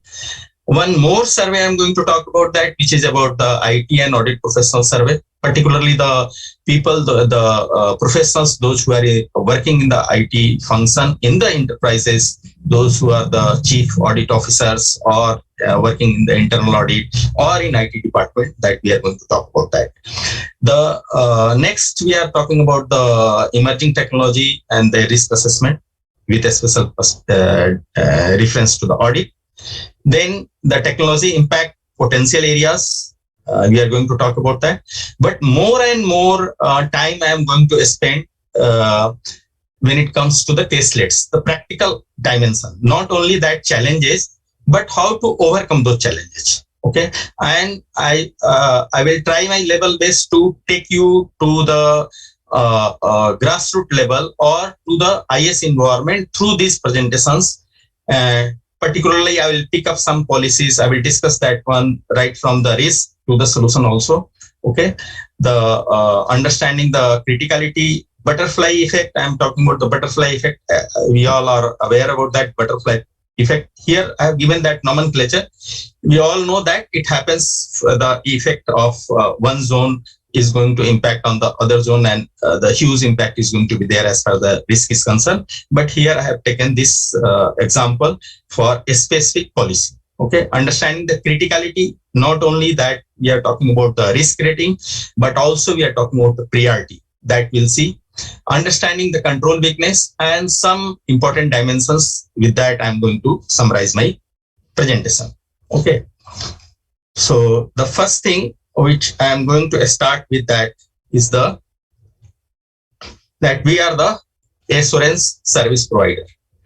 This is the compliance. Okay, the watermelon skin, that helmet is there, compliance is there. But here what is happening, that business benefit is not there. But here business benefit is there. We have a helmet which is certified and which is, I'm not advertising this as stats, but yes, it's of good quality, and not only it is going to give the compliance, but also it is going to give the business benefits. So our concern is that when we are talking about assurance, so assurance should not only be the compliance, because ultimately what will happen tomorrow or day after tomorrow in near future, the if organization is going to face some such type of attacks and going to succumb that, then the assurance is going to be coming to the question. Okay. Another thing is that if we see the information system infrastructure, the upgradation to that is taking place so fast, particularly in the cloud environment, that it's very difficult to cope up with that. Okay, and if in everyday life, if you see in the businesses or the enterprises, the lot of such type of challenges are coming. No, take the example of any specific enterprise where audit has been conducted. Now there is a defined scope for that. No, when it comes to the information system audit, when we are getting assignment, we are getting the defined scope, and within that scope we are confined to that. See that the last year during this COVID situation, lot of the attacks has taken place which was beyond our scope. How it was beyond our scope? If you have heard about the supply chain attack, no. Supply chain attack means I am referring to the solar winds. No, those who are not aware about this attack, just go through that one on internet. Lot of videos are available. As auditor, just to try to understand that how much risk is there, and out of our scope risk is there, but it is impacting our scope area. How it is impacting that one? Say even my video is also there on solar winds. So what happened? The solar winds attack, that was a supply chain attack. No, particularly the IT asset management software, which was of the third party, which was compromised, and in the patch of that software, some malicious codes were inserted, and through that it was distributed to all the clients, those who are using that ITSM software. No, it has not only impacted the enterprises, but also the government agencies like the Homeland Security and the Federal Commerce Department of the US. How many customers? I'm talking about the enterprises, 33,000. Okay. Out of that, the 17,000 in the initial investigations, the company accepted, the third party accepted that this impact has taken place. But what has happened, how this attack has taken place, how this malicious code came into the system, through patch updates. In the patch, those codes were there, and when update has taken place of those IT asset management software, the malicious code were installed into the enterprises. And after that, they got the remote access to that. And I'm not discussing specifically what happened after that, but this was the modus operandi. Now, as auditor, just to understand that what has happened. No, what has happened? It was not in our scope. No, whatever the antivirus was there, it was in those companies, enterprises. Proper the virus signature updates has taken place at the defined periodicity. The firewalls, IDS, IPS, all that has worked. No. Now, how it has happened? Just think of that, how it has happened. How updates can take place into the system? Any new piece of software or piece of code is going to be installed on the machine. There is need for a admin rights. So those systems for patch updations were use admin rights for update purpose. And because administrator, it is having all the rights. So through that, everything was whatever the codes were, malicious codes were there in the patch, that was also installed on the system. There was no need for any additional rights on the system. This is the same way the ransomware is going to work. No, when we are working in the admin mode, we are logged into the system in admin mode, then anyone who is going to have the credential, How they are going to have the credential? Authentication system. No. Authentication system, if authentication system is going to be compromised, or injection attacks. If you have heard about the OWASP top 10, injection attacks are there. In injection attacks, if your default users are there, means you are not, it has not been changed, say administrator, password is changed, but administrator is administrator, admin is admin, then very easily with 8 characters, one can compromise your web administrator. Easily, very easily, it takes few seconds to compromise that. Okay, you can also do that one. Okay, things are available on the internet. So through that, through authentication system, the administrators are also going to be compromised. Apart from that, some other attacks, I am just sensitizing you. I've not just started my session. I'm just sensitizing that what type of challenges are there when it comes to the technology. Then I will tell you what is required. So the 2 attacks in 2017, the Spectre and Meltdown, 2 attacks were published in the International Journal of Repute. First, the researcher who got information about these 2 attacks, Spectre and Meltdown. Let me first explain what are these 2 attacks. Through these 2 attacks, one can compromise the administrator of any desktop, any laptop, any mobile, yes, iPhone also, and laptop when I'm talking about the Mac also. Okay, tab, any tab, one can do that. So there was the defect in the at the hardware level, or the problem at the hardware level. Through that, these 2 attacks were working and compromising the administrator of the systems. Any Mac, they were doing that one. The researcher first contacted the companies. The companies, they were not cooperating. Then after 6 months, the researcher published that paper. Okay, and it was published. When it was published, it came into the public domain. Then after that, all the companies, they started patching their system. Where was the problem? Patching is done for the hardware. No, patching is done for the software only, not for the hardware. Problem was there at the hardware level. They went on patching the system, but still the attacks were happening. Those, and the information was available in the public domain. This information, what I am telling, is also available in the public domain. Apart from that, the lot of the APIs we are using when it comes to the ERP systems, or even the security softwares. For integrating the security softwares, say the latest one, it's very much in discussion, is the Zero Trust. No, all these softwares are using large number of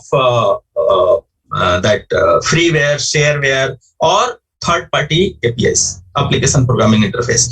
Through that, the interface is going to be established with two or more heterogeneous systems.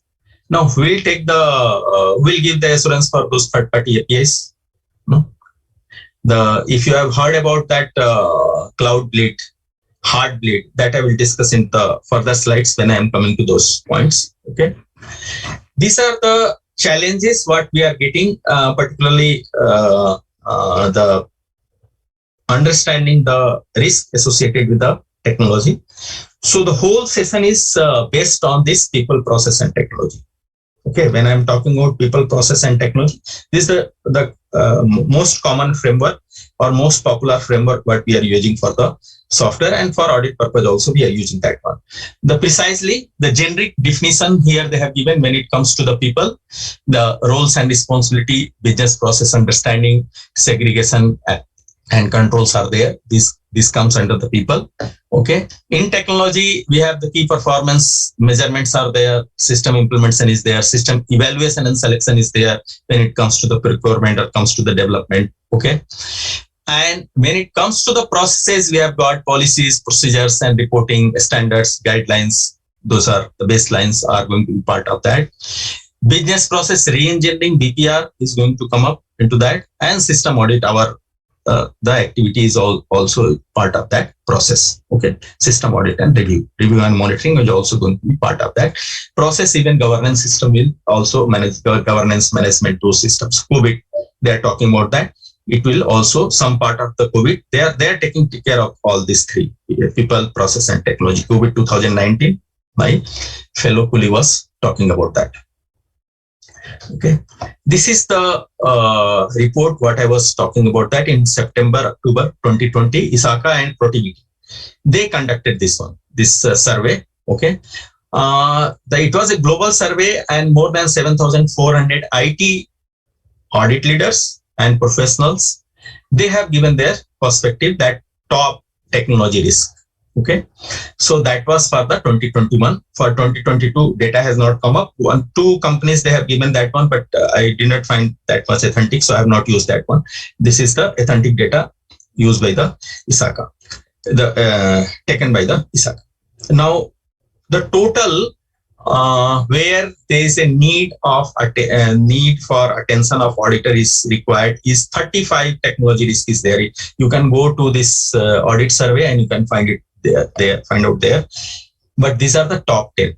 No, this cyber breach, confidentiality and privacy, generally these are the two different dimensions, but here we have used together regulatory compliances, user access, security, incident management, SIM tools, or even we have got SOC, CSOC also, that has not only that limited to the SIM, disaster recovery and data governance, third-party risk, third-party management, remote workplace infrastructure. That itself shows that this survey was taken during the COVID situation, okay, 2020, and also the availability risk.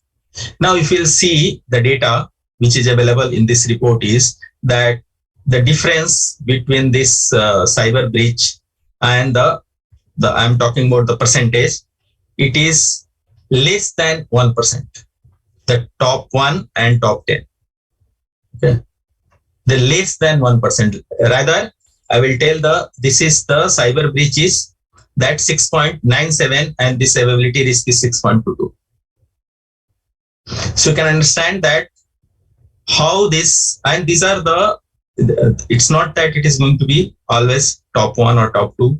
This is a changing landscape. Depending upon the changing environment, newer technology is going to come up, the newer the risk is going to crop up. That is happening. That is very common when it comes to the information technologies. Now you see the cyber breach. Just I will take one this cyber breach to make you understand how this risk is going to be the critical, and this way we can understand about the risk also, technology risk also.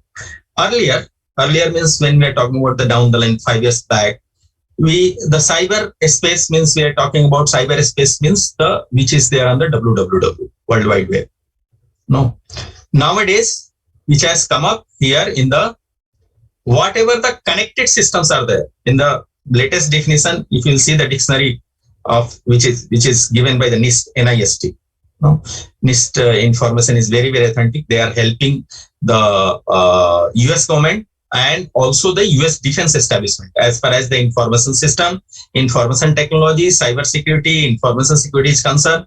They are releasing their standards and they are giving the guidelines for that. Incidentally, I am associated with the NIST in the cyber in their working group, NICE, National Initiative for Cyber Security Education, and I am also there in their Center of Excellence in 5G security testing. So I can tell you that their documents are very, very authentic. First thing. Second thing, they do not have any copyright on that. Globally accepted. You can use their document. Just you can give the reference like the way I have given here. You can give the reference that can happen. So they have given the definition that cyberspace means the connected world. Now think of the connected world. Not only the computers which are networked within our intranet, that is also the part of the cyberspace. That is going to be the cyber breach. Apart from that, this device, mobile. Now, when we are talking about these devices, apart from that, lot of other devices are also there. The gadgets are there. Okay, that is also going to even the TV, the smart TV. The smart air conditioner, a smart freeze, a smart washing machine. All these are the part of the cyberspace. No, so how critical it is? Just think of that, how critical it is. And we do not know within this cyberspace, we are also getting the BYOD. No, bring your own device. I used to tell, bring your own disaster. No, all the time we are talking about implement this control, that control in our infrastructure, do this vulnerability assessment, do this risk assessment, then do this monitoring, do this review. And after that, we are telling you, bring your own uncontrolled device and connect to us. Who is going to control that one? For that purpose, you have to implement the software. So just there was a question, and that time my fellow colleague was answering. Just little bit I am going to add on that. When it comes to the BYOD, directly it is not going to be implemented. It depends upon the control for that specific device has been implemented into the enterprise system or not. So if you are talking about mobile, so when we are talking about the mobile device, then not all mobile devices are going to be allowed. For that purpose, you need to configure it. You have to give the configuration that these devices will be allowed. So for that purpose, a control has been implemented in the system. It's not possible to allow all devices. It's a generic concept, bring your own device. In today's scenario, we have moved much more ahead from the BYOD. We are in this era of BYOX. BYOX means bring your own anything. X means anything. Your own application also. That is also happening. In many scenarios, this is happening. Okay. Gaming softwares, there it is happening. Okay. Many websites, they are allowing that one. Or many such type of enterprises in the different locations where security is not a major concern, they are allowing that. But when it comes to the environment in the connected world, and that too also in the cloud, where multiple customers are there, how this is going to be handled and how we are going to see that risk, how we are going to understand the risk in such type of environment, particularly in the cloud. No, and on the lighter side, one interview is there on the YouTube. Vishwabandhu Gupta, ex-income tax commissioner. No, he has given interview on the cloud computing. And first time when I was listening, just watching his interview that is available on the YouTube, I was just laughing. No, what he was telling that when the cloud is over you, then you can seed the data. But what happens when cloud moves, the data becomes inaccessible, or when cloud rains, you lose the data. No, but this is a scenario. No, and he has told at the lighter way, but very seriously he has told. But what happens that they are having the cloud at multiple locations. They are moving from one location to another location. I'm talking about the geographical locations. So from one geographies to another geographies they are going. Maybe there, say today itself, you see in the some of the locality in Jaipur, the internet was not available. Right now, it is not available in the Ranchi. Okay, those who are from the Ranchi, they can confirm me. Okay, so lot of the such type of the internet disruption has taken place in certain pockets. So there it will be inaccessible. Okay, and cloud bleed. Cloud bleed means the data compromise in the cloud. So once the cloud is going to be compromised, whatever data is there, depending upon the level of security or the control which is there, or the level of encryption which is there in the cloud, the compromise will take place. So that's why the two important challenges what we are getting in the cloud environment is, one is the data locking, and second one is the vendor locking. Okay, the data locking, one is the vendor locking and there is the data breach. So for data breach, the simple solution is that you encrypt your data, manage the key, encryption key at the enterprise level. Don't give it to the cloud. So even though it is going to be compromised, and use a good level of algorithm, okay, encryption algorithm, so that the compromise will not take place. But what about the vendor locking?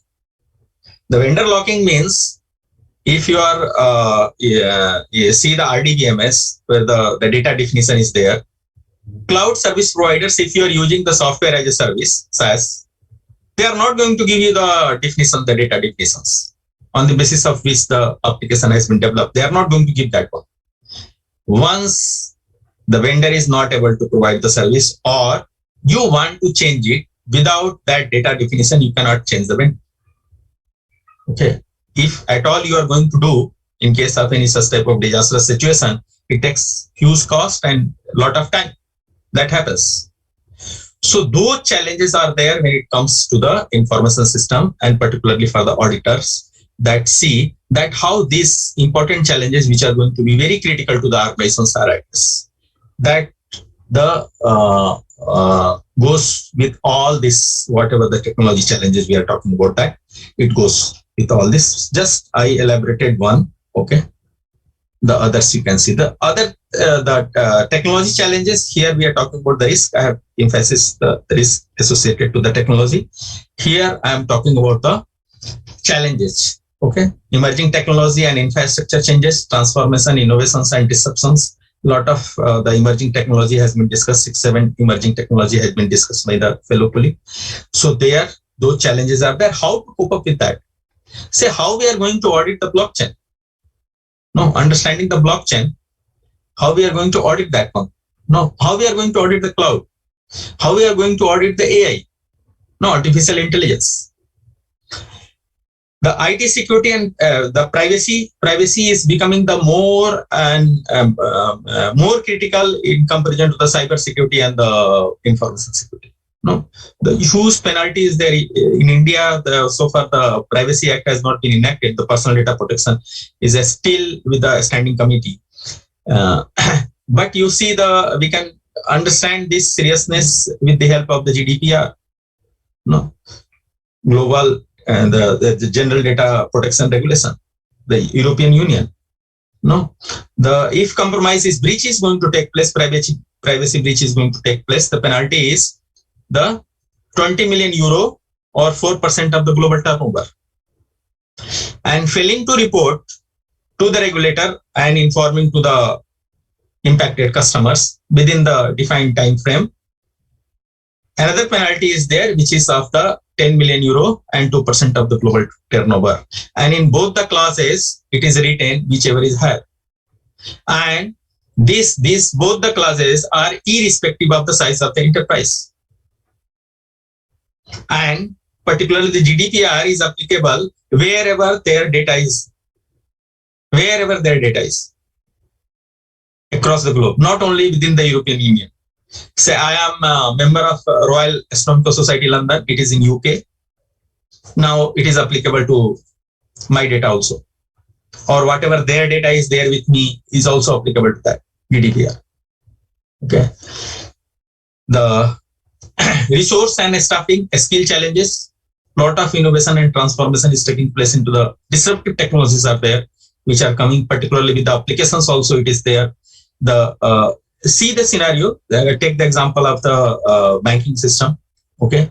We started moved from brick and mortar system to that across the counters transaction system to the computerized system. So there we are having the branch automation, ALPM system was there, then total branch automation system we got. Then we got the connected network system, then we got the CBS. Now this CBS was also there with the branches. No, only the customer of the branch become customer of the bank. After that, we got the internet banking. ATMs were also there, but along with the CBS, prior to CBS also, but internet banking.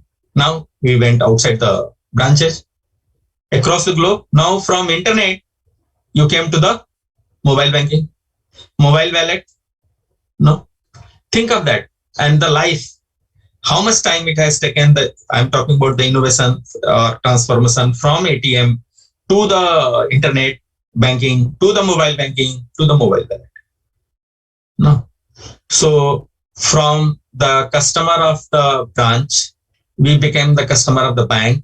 Now customer of the financial system. Even the payment systems also is incorporated into that. That has happened. So see that challenges, that how much transformation and innovation is taking place. Now you see how the risk has changed here. In this changing landscape, how the risk has changed. When we were doing the transactions across the counter, even through the computers, the challenge was only the intranet. Now, when it went to the internet, So a lot of controls we have implemented for the internet, HTTPS, this, that, all OTP, all everything was there, and our authentications were not there on the computers. No, it was happening on the bank server. Now in this mobile banking, what is happening? Your authentication is there with the application, which is there on your mobile, which is the greatest challenge. Mobile, how much resources are there for the control? We all know. So this is going to tell us that when this transformation is taking place, when new technology is going to emerge, then how we need to understand the risk. Why there is need to understand the risk, how there is a need to reassess it. Whether new technology has increased the risk or maybe downside it. It may come downside also. Both the things are possible. Okay. Infrastructure management. Now, not only with some are working in the hybrid environment. Some applications are there at their captive data center. Some are in the cloud. Okay. Some with the third parties. Somewhere only in the applications. Cloud computing, virtualization has come up. No, virtualization means it's the single machine is becoming multiple machines. No, how it is becoming multiple machines through virtualization. So actually, physically it is single machine, but at the software level, those type of arrangement is being made. Now, what has happened? If all controls, whatever in virtualization, whatever controls are there, all controls can be implemented only at the virtual level. Virtual level means the software level. Through that, this has taken place. Hardware level, nothing is happening. If any such type of exploitation is going to take place from the hardware, software level, these changes are not going to check that because they themselves are resting on those hardwares. These are the challenges which we are getting into this environment, bringing IT, bridging the IT and the business gap, how their needs are going to be taken care by the IT. Okay, so IT is a support function.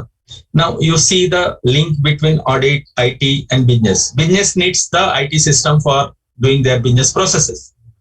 So what is the IT requirement? IT requirement, the expectation from IT that whatever the IS infrastructure is there, information system infrastructure or IT infrastructure is there, it should be up and running.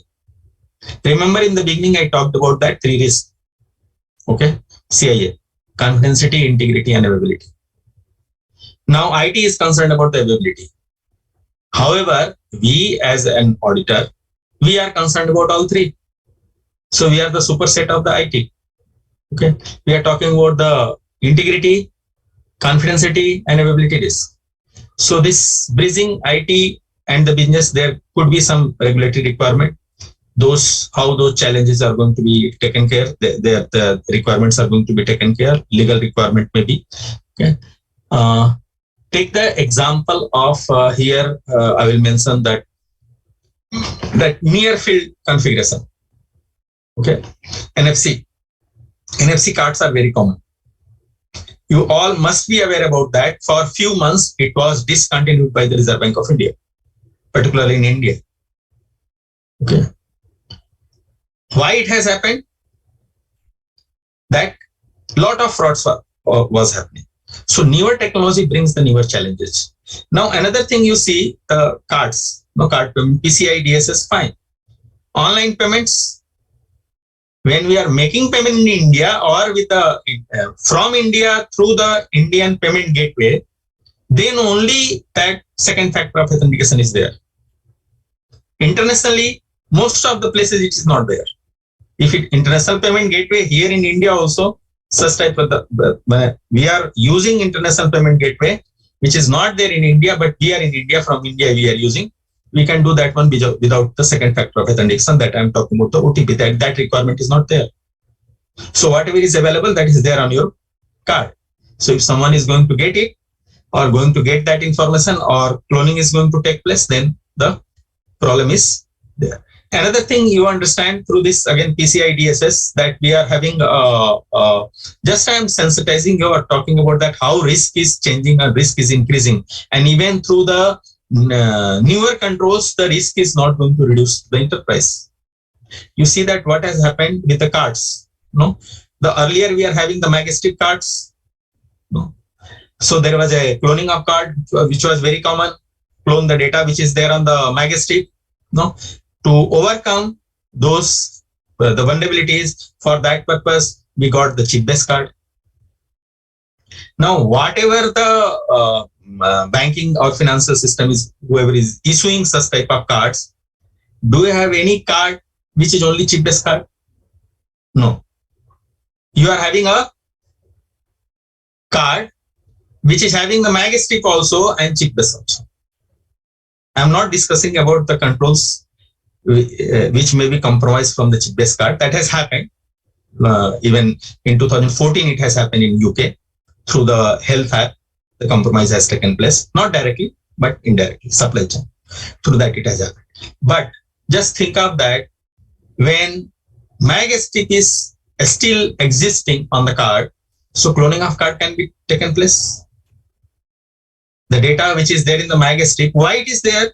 Because older machines, particularly the ATMs, which cannot process the chip-based card. So where was the problem? The problem was with the older machines.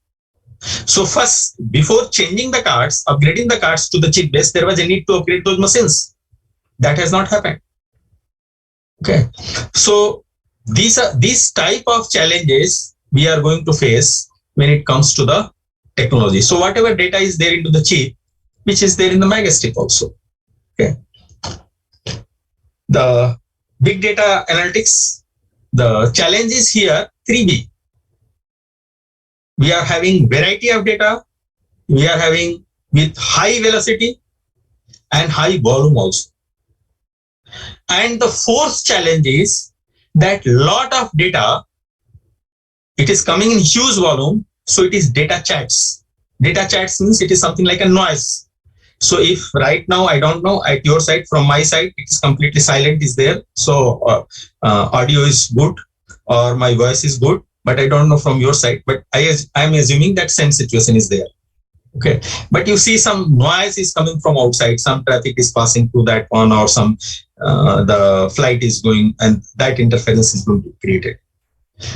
That type of the lot of data which is coming through the sensors are of no use. So it takes a lot of time to sanitize that one. Apart from that, these data, big data, a lot of such type of data are coming through the IoT, Internet of Things. Now that Internet of Things has also become IOX, no? Internet of Everything. So these sensors are the IoT devices, means internet and sensors. These sensors doesn't have that much resources where the security controls can be implemented. The implementation of security controls or bare minimum cannot take place. Reason being, there is no standardization of the sensors. However, the 2-3 committees has been formed long back, even in 2012, 2011 also the committees have formed. But so far, globally, we do not have the standard which is going to tell something like the OSI or the TCPI. We do not have. Change management and other challenges are there, testing at that level. In the particularly when it comes to the regression testing, no, most of the things are happening for the compliance purpose. No, testing also with some set of cases are there with the checklist that it is happening. Okay. Regulatory compliances. Okay. Some point of time, say those who have done the banking audit and those who are comfortable with the Gopalakrishnan committee report. Some of the checkpoints or some of the guidelines which is given there in the document, which cannot be implemented. Cannot be implemented. Even you see the regulatory compliance. I am talking about, they are talking about the monitoring of traffic so that you can understand the malicious traffic or fraudulent traffics. You can understand that one. Now, wherever these traffics are, the traffics means I am talking about the network communications. These communications are HTTP or HTTPS. Now, these communications cannot be monitored without decrypting that one, because HTTPS is encrypted. Encrypted with what? The key, session key, which exchange has taken place through the asymmetric key, means the digital certificate. Now, for decrypting, you need to give your private key or share this key. The moment you are going to share this, then there is a compromise. Legally, it is not end-to-end encryption. So you will find in the guideline, they are talking about the end-to-end encryption, or many such type of compliances, regulatory compliances I have seen across the globe, where they are talking about end-to-end encryption, and also they are talking about monitoring of the traffic that may happen through the third party. Another concern is that those third parties, they may not have the installations in India, or maybe there is a need for a disaster recovery site, so they have kept in different geographies, which is across the boundaries of the country. Regulator is telling the data should not go outside the geographical boundaries. So such type of challenges as auditor, when it comes to the assurance, we are finding. Budget and controlling. Say if you see the even the third point, you see the resources, staffing and skill challenges. In one of the survey which I am going to talk about, that there the 42% resources are in the compliance only. The utilization of 42% resources is happening for the compliance purpose only. Forget about the other things. So more and more the primary things or the risk is missing there. So that is going to create problem to the enterprises. Some concerns, there are significant concern about the finding qualified resources and the skills. If you see the big data, artificial intelligence, find out the resources for audit purpose. Very rarely you will find such type of resources. IT people, you will get the development. For development also there is a challenge. Big data challenge is there, but still you will get. But those who are going to audit this, the very, very rare resources are there. Many IT reporting lines are still off the mark. Say, this is a reality that you will find that many of the auditing professionals, they are doing this audit through the checklist. Typically, these checklists were developed for the people, those who are working, for the professionals, those who are working in the IT department for installation purpose or the assembly purpose, that they are going to check it. Just you see, can we have a control, yes or no? How we are going to measure the effectiveness? With yes or no, either it is 0 or 100. That happens only with the integrity. That doesn't happen with the availability and confidentiality. Integrity is fine. The integrity will be there or not there. It doesn't, they exist in between 0 to 100. But what about the confidentiality and availability? Those risks. So when we are going through that checklist, then this is happening, that our audit reporting lines are still off the mark. IT audit risk assessments are an absolute must. It is the risk which is going to tell that what is the priority, what level of impact is going to be there on the enterprises, how critical it is going for the enterprises, what type of control implementation is going to take place, and how quickly it is going to take place, how monitoring is going to take place, what will be the periodicity. So the risk is going to tell about the priority and the criticality and how much it is when we are going to map it in further slides. I am going to discuss that one. Map it to the business. We are going to understand the business impact analysis to that one. So you all must be aware about the treatment what we are giving when it comes to the risk assessment. After risk assessment, we are going to give the risk treatment, which is there the Atma. I used to tell Atma: avoid, transfer, mitigate, and accept. These are the 4 risk response options are there.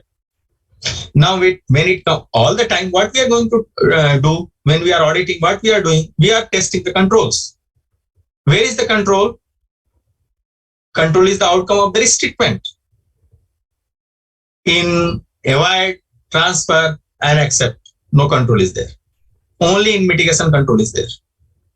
So that's why IT audit risk assessment are an absolute must. Our journey starts from our process starts from that only. SA 315. If risk is not there, then nothing is required. Why our profession is existing? Because risk is there. The day the regulators, law of the land and businesses will perceive risk is not there with the information system, our profession is over. IS, particularly the information system auditing is over, or the security professionals are also over. Other challenges, mobile money, more and more for the sake of the cost, they are moving towards the mobile. And this I have discussed when I was discussing about the transformation, the journey from brick and mortar banking to the CBS to the internet banking and to the mobile banking. There I discussed about that. Analytics meaningless without the ability to analyze or interpret the data. If the huge data is there, so there must be some meaningful outcome which can be used by the auditor and the auditee, or by the auditor, the recommendation should be given and the auditee can use it for the business purpose. IT audit resources require greater degree of specialization. In today's scenario, it's not only that the audit around the computer or audit through the computer. It's a lot of newer technology and interfaces has come up. We need to understand those complexity. IPv6, IPv4 itself was a problem to understanding the internet, intranet or extranet environment. Here we are coming to the IPv6, which is going to open, which is going to break all the boundaries. There is nothing like that, the internet or intranet. So IPv6, through the IPv4, we are able to understand, and still we are able to understand. I'm one of the global standing member of the Internet Society since 2012, and we are working on that. Our target was by 2020, the IPv6 will be implemented. Wherever the IPv6 lines have been implemented, it has been implemented in dual stack. Dual stack means from IPv6, the traffic is coming. Our application or the operating system is not able to understand that one. So first it is at the network level, it is going to be received by the IPv6. Then it is going to be converted to the IPv4 for the application and for the intranet. It is happening. IT service management, rapid increase in the IT vendors, understanding third party management itself is a great challenge. And the lot of the ISPs or the service providers, they are doing this type of activities also where our involvement is there, the engagement is there. Okay. This another survey I was talking about that, which was taken from the 2,252 chief executives, particularly the audit executives, internal audit professionals, and IT audit. Okay. And they are, according to them, the top 5 technology challenges are the IT security and privacy, cyber security. Okay, data management and governance. There also we have seen emerging technology, and this is of the 2022.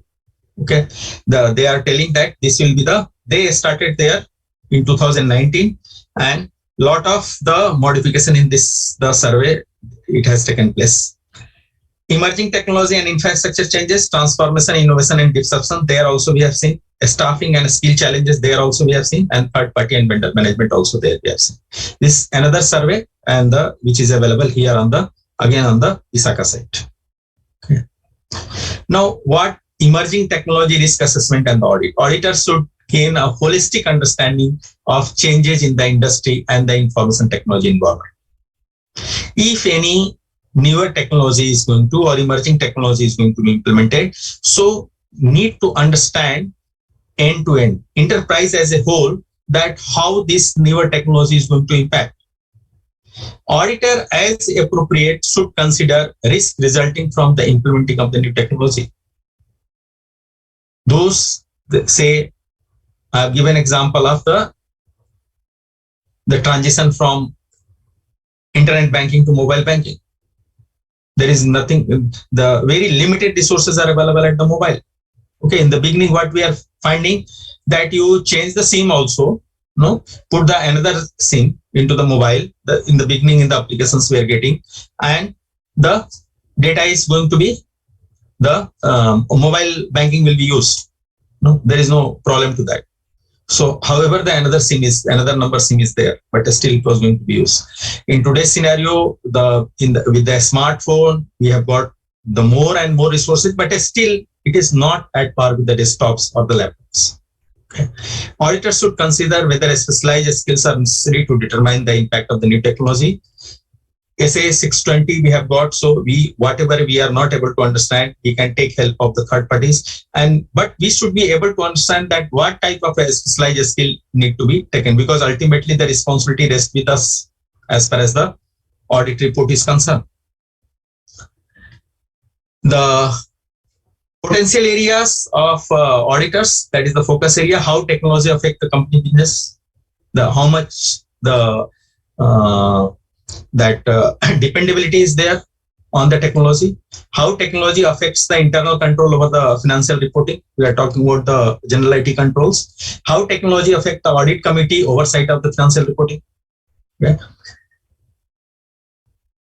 Now, this I was talking about another survey where the limited staff resources dedicated to the compliance, 44%. Sorry, I told 42%, it is the 44%. Okay. The rest of the things are the 27, 9, 6, and 4% others. Lack of technology solutions to streamline the audit. These are the challenges what we have got. Okay. Now, I told that I'm going to spend more time on these areas. See, when it comes to the audit, the other challenge is that mapping the information to controls.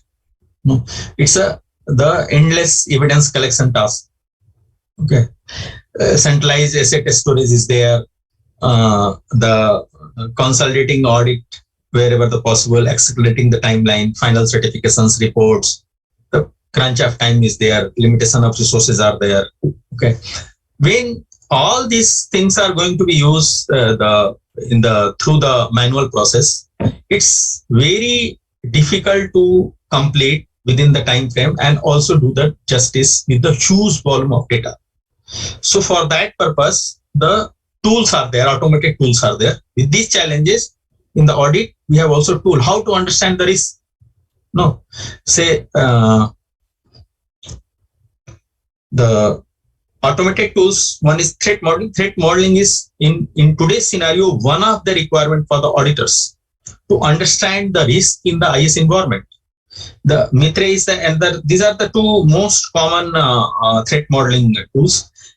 Say there was a question in the previous session that what is difference between that ISA and DISA, CISA and DISA.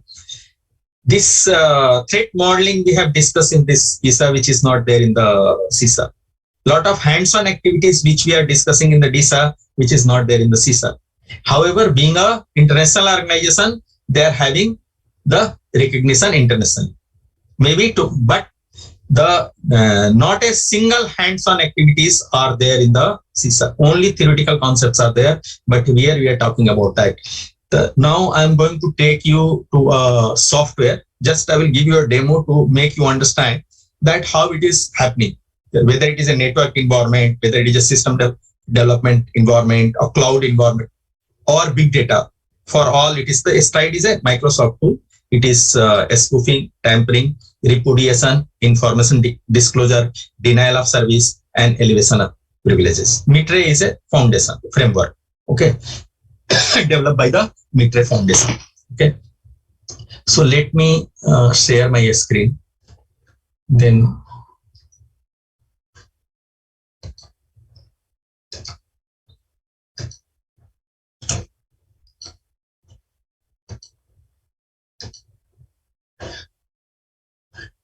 This is software, STRIDE software, you can download and you can use it. I'm creating a model to make you understand that what is happening here. Okay. So those who are comfortable with the data flow diagram, okay, very easily you can understand the risk associated to that. Okay. So very small demo I am going to give you here. In the generic process, I am going to take one web application. Okay, I'm going to take a web application. Okay, this is a web application. These tools are not very difficult tools. This is not rocket science. 2 to 3 days when I conduct it is a 3 days training only. We can understand, and just after 5 minutes, you will understand that how easily and quickly we are getting all the risk associated to that. Okay. So this is a web application, which is going to be, we can give the web service also. Okay. We can give the web service. So this is a web service, or we can give the external user. You can give either way, we can give, and we can going to give you the communication. Okay. So communication we are going to give through, say, if you are going to give the HTTP communication, that HTTP communications we are going to give.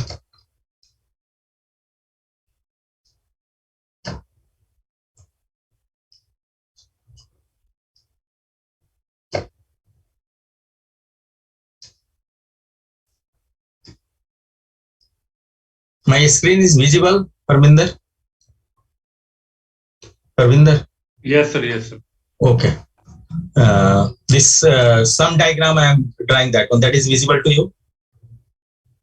This diagram visible to you? Yes, sir. Yes, sir. Okay, thank you. So this, what we have done, just even this, there is a web service. Web service could be some user or anyone is there. There is a web application. You can understand in this way that this is a internet banking application. Now we have given HTTP. Right now it is in the intranet. If you are going to do the analysis here, view the analysis view, you see how many in the intranet environment, 5 that these are the risks which is given here.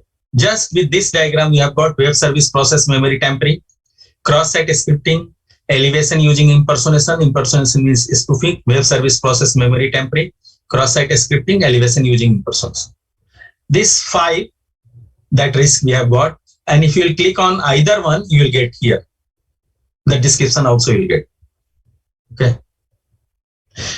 Now, simply what I can do, I can make this from intranet to internet. Okay. So I will go to the design view again, and I will put that boundary. Sorry. Let me delete this one. Wrongly it has come up.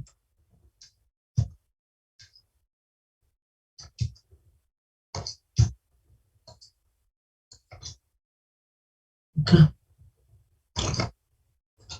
Trust boundaries, we are going to put the internet. Okay. So what we are telling, that earlier this web service was within the intranet. Now it is coming through the internet. Okay. This is coming through the internet. So web application is in the intranet, and this web service is coming from the internet. Now I am going to see the analysis view. You see how many errors are there, risks are there, 23. Now it is humanly impossible if you are going to do it through the manual means. So in today's scenario, lot of such type of tools are there which can be used by the auditors, and there is need for auditors to upgrade themselves as far as a skill is concerned. And again, I am telling you, it is not a rocket science. The time what you have spent for learning, transforming trial balance from trial balance to balance sheet, less than that time you can learn this one. Okay. And everything, this is a composite software, Stride, this is a composite software, freeware softwares, and this is in the design view, all these are available here. Even anything, if I am going to click here also, I am going to get the information. Here also I am going to get the information, you see. Whether authentication has taken place or not. Say we are telling what we can do, we can put the authentication, we can stop any cookies, all that we can configure here. And that will become part of our report. So readily this is going to be available. So how automated tools are not only going to save our time and money, but going to refine our assurance, going to give a better assurance to the enterprises or to the auditee or to the regulators or to the law of the land. That is happening. This is one of the demo what I wanted to show. Now, when we are telling, I have taken example of HTTP here. If we'll change it to HTTPS, the scenario will change. Okay. Due to paucity of time, I am not moving to that. Okay. So not saving that one, going back. Okay. Now coming to the butterfly effect. Why this is important for auditors to understand the aggregated impact. See, this is a password policy, but I have taken from the Windows system. This is a screenshot of the Windows system. The newer, the operating system version is Windows 2011 Professional. Okay. Now you see, this is the password policy, enforce password history. What we are doing, last 5 password or 4 password cannot be used, that we are doing. Maximum password is here default 42 days is given, as per policy 45 days or 15 days or 30 days you can give. Minimum password is 0, it is given. Maximum password length 8 characters generally we are giving. Minimum password length, if you are not going to define, then it will allow up to maximum 15 characters. Then if you are going to use this relax, then it will allow 128 characters. So there is a limitation to that. Now let us confine to this first 4. First 4. Why we are giving password history? Say, let us understand with the password length. No. Why we are giving the longer password length? Because if somebody is going to guess it or going to run some tool, so it will take much time. Okay. And for that purpose, again, if somebody is able to compromise, then we have given the maximum password is. So after 30 days, 45 days, password is going to change. So new password will come. Now, same password cannot be kept. For that purpose, we have kept here the password history. No. So last 5 password, you cannot do that one. Now, whoever is there in the audience, hardly anybody might have seen that minimum password age is defined in anywhere in the system. Hardly you will find. Everywhere you will find that minimum password age is not defined. What is this minimum password is that if you are going to give 10 days, then up to 10 days, you cannot change the password. Now it is 0. If it is not configured, it is 0. You see what is going to happen, how it is going to be butterfly effect. After a maximum password age, after 45 days, we are going to change. So it will talk about the password history, last 5. Minimum password age is not defined. So I will change my password 5 times same day or same time, and I will keep my same password. What has happened? All these 3 controls are compromised. So this is the impact which is happening. The parameter minimum password is not defined, is going to compromise the maximum password length also, maximum password age also, enforced password history also, same is going to be there. As auditor, if you are going to understand this correlation or this impact, collaborative, then we are able to give the good assurance. This is required. This is a challenge in this information system environment when it comes to such type of parameterization, to understand which one is going to be more critical, which one is going to compromise the other parameters or other controls. Another example, these are the simple examples I have taken because I don't know in the audience whether people are the level of the people of how much knowledge about the technology or comfortable with the technology they are having. So whatever in routine life we are using, those screens I have taken to make you understand. This you can implement on any such type of scenario, information system scenario. The another with which you are much more comfortable is the account lockout policy. That is the account lockout duration, account lockout threshold, and recent account lock counter. Now this account lockout policy, precisely what is this? After 3 or 5 wrong attempts, your wrong credentials, the account is going to be locked. But are you aware that this policy, or have you ever seen that this policy is going to be applicable on the administrator? No. Because if administrator is locked, administrator user is locked, then who is going to reset it? Now, which user is going to be critical? Whether the normal user or the administrator? Of course, the administrator, because administrator can enable and disable the user, even create the user, delete the users. So the user which is most critical, where this policy is not applicable. What is required? We need to understand that this policy is applicable only to the normal users, not on the administrator, which is having overriding the impact or effect on this. So there is need for monitoring, or this needs for creating the audit evidence for wrong attempts for such type of critical users or administrators. And those wrong attempts must be monitored. So there should be the system of review and monitoring. So this way, if you are going to understand or map the controls and understand the risk, that's why I told that this is going to be the risk is going to be the paramount importance, or the process of auditing starts with the risk. The another thing, understanding the control weakness. It's not like that only HTTP versus HTTPS. HTTPS is there. It means that everything is well in control. No. Now, whether this HTTPS is through SSL or TLS. Now, in today's scenario, the TLS financial system, they are implementing the TLS. Not only the TLS. Which version of TLS? 1.0, 1.1, 1.2, 1.3. Which one? Now in intranet environment, you will find these SSL certificates are the self-signed certificates, not the public CA. CA means the certifying authorities I am referring to. Then what is the legality of this? Or what is the strength of that? Generally, the self-signed certificates are 512 bits only. They may be compromised. Apart from that, how this implementation has taken place, the strength of the algorithm, which is using I'm talking about the strength of the algorithm means the encryption algorithm. And there is need for a SSL implementation or TLS implementation software. Those softwares are shareware or freeware. 80 to 85% implementation, such type of implementation you will find, it is shareware. Who takes the responsibility for that? In 2013-14, we are having an attack which was known as a hard bleed. It was across the globe.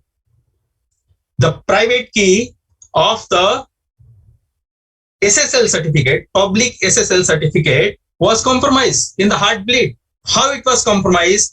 Through the vulnerability which was there in the SSL implementation shareware software. And this happened across the globe. Now, November, December 2013 to January, February 2014, 3 to 4 months, whole globe was just struggling that how this is happening. That I have used my card for payment purpose and my card has been compromised. How it has happened? Monitoring SSL traffic, I have told you. Isolation of DMG, depending upon the criticality, whether that has happened or not, and whether those demilitarized zone has been created the physically or logically. Most of the places you will find the logically. Who is having control of that? The logical separation of the DMCs. And the denial of service versus the DDoS. Denial of service, maybe we are going to check that one. DDoS is not in our hand. So for that purpose, whether the arrangement has been made with the ISP, service provider, the network communication channel, only they can handle that one. These are some key steps for auditors in this changing environment. I'm going to summarize through this. Some important dimensions. Maintain sufficient professional expertise when reviewing the management risk assessment for new systems, that which is required. That the most fundamental concept when it comes to the risk is don't trust on anyone. And if you are able to understand what is the meaning of anyone, you are also included in anyone. So don't trust on you also. So if you are going to follow this rule, then you are able to understand the risk. Then you are able to understand the control, and then you are able to understand any weakness or the vulnerability with the control and impact on the information, the enterprises on their business, the processing through the information technology. Understand the direct and indirect effect of new technology and determine how it's used by the entity impacts the auditors over the risk assessment. Supply chain attack, I have given example of that, SolarWinds. Understand how the technology impact the flow of transactions, assess the completeness of in a scope. Some different systems are there, their appropriateness, good practices which is going to be used. Assess the appropriateness of management's process to select, develop, operate, and maintain the controls related to organization's technology based on the extent the technology is used. The different enterprises, they are using the same technology in a different way. Different way means I am talking about the parameterization, the configurations are going to be different. So that's why in the beginning or in the middle also I have told you that don't use a checklist, the generic checklist. You develop your own checklist. You develop your own points which is required to be reviewed or which is required to be verified. That is going to help us to understand the risk associated with the information system in the enterprises in a better way, and then we can evaluate the controls and we can give the better assurance to the enterprises. With this, if you are able to do this, then it will be a success for us. I am here for the questions. I will over to Parvinder. Sir. Thank you, sir. Thank you, Omkarji, for such a wonderful presentation. Now I request all members to put their queries in query box. So far, no queries are there. There are 1-2 queries I will ask. Sir, one query is, are loopholes in detection of NP or NPA related activities run in bank software covered under systems audit scope? It is under the audit scope, but how to check that one is the greatest challenge. I am ex-banker, so I am aware about that. There are systems within the same system. You can make the changes and you can run the end of the year or end of the day activity multiple times, but auditors will not be able to detect that one unless and until you are going back to the assets. The asset register, which is given, say what they are going to change, they are going to change the value of the assets. I am telling you that where this stock is going to be changed, value is going to be changed, date of a statement is going to be changed. That is going to some of the areas where modification is going to take place. Specifically, if you are not going to check those modifications and logs associated to that, very difficult to check that on that NPA systems. That has happened with multiple banks. It is happening. It is happening. Yeah. So another one is how to control risk for banking transaction. Specifically, any those who have asked this question, banking transactions with multiple type of banking transaction is there. SWIFT is one of the transactions which has taken place with the PNB, and more than 50 lectures I have delivered even for the Institute of Chartered Accountants of India only. Say, most important thing is that when there are two dimensions when it comes to the risk associated with the banking transaction. One, the bank itself, another is the customer. When it comes to the customer, very difficult to control that one. As a customer, you may not have a separate system through which you can do the financial transactions. This condition was imposed for SMEs, small and medium enterprises in USA, by the banking regulator there for the small and medium enterprises, that from the system from which you are doing the banking transaction, you cannot do it any other thing. Some point of time, Bank of India, they implemented, or some other banks also, they implemented a special browser. Those specific browsers were used for the banking transaction. But in today's scenario, when we have moved out of the banking, desktop or the laptop, we have come to the mobile. Very difficult to control that one. So the most important aspect is that be aware about the transactions. No, when it comes to the SMS or any such type of things, inform the bank promptly. Okay, if you have not shared your PIN or password or a OTP, then it's not easy to complete the transactions without that one. Even the CVV. No, say back of the credit card, we are having a 3-digit number. How many people they have removed that one? Okay, I don't have my purse here. Otherwise, I would have shown you that I have removed that one. That CVV number we are giving to the any member of establishment. For international payment gateway, I have told you only the card number, validity period, name on the card, and CVV is required. OTP is not required. So one can do the transaction. So, and if at all it is happening, so as a auditor, or you can make aware your client, this type of client, not the banking. For banking, separate thing is there. There is a banking ombudsman which is going to help the customers. If you have not committed help for sharing the information, then your money is going to be refunded. One more information I am going to add here. Earlier, that I, as a customer, I have not shared my information to the culprits or to the adversaries. That onus was on the customer. Now that has gone from 2017, it has gone to the bank. Bank has to prove that as a customer, I have not shared that information, the credentials to the adversaries. Okay. As far as banking is concerned, you need to have a CSOC that is there in the cybersecurity framework, and there is a need of a continuous monitoring for that. Not only for the compliance purpose, there is a need of a good number of people who are there in the team to monitor that one. Be open to the other agencies from where you are getting the information, from CERT, from NCII, PC, from NIST, the registries, from Google phishing tanks. These are going to help us a lot as far as the malicious attack or activities are concerned. Next. Another question is how we will understand the patches are genuine. Well, this is a very tricky thing, a very easy thing. Whenever the companies, they are going to upload the release the patches, they are going to digitally sign it. So download the patches before you are going to upload it. Verify the patches. How you are going to verify the patches? Verify their digital signature. Now, how the digital signature is going to be verified, you people are aware about that. When we are going to use their public key, we are going to get the hash value. And whatever patches we have downloaded, generate the hash value. It's a very easy. In less than a minute, that is going to happen.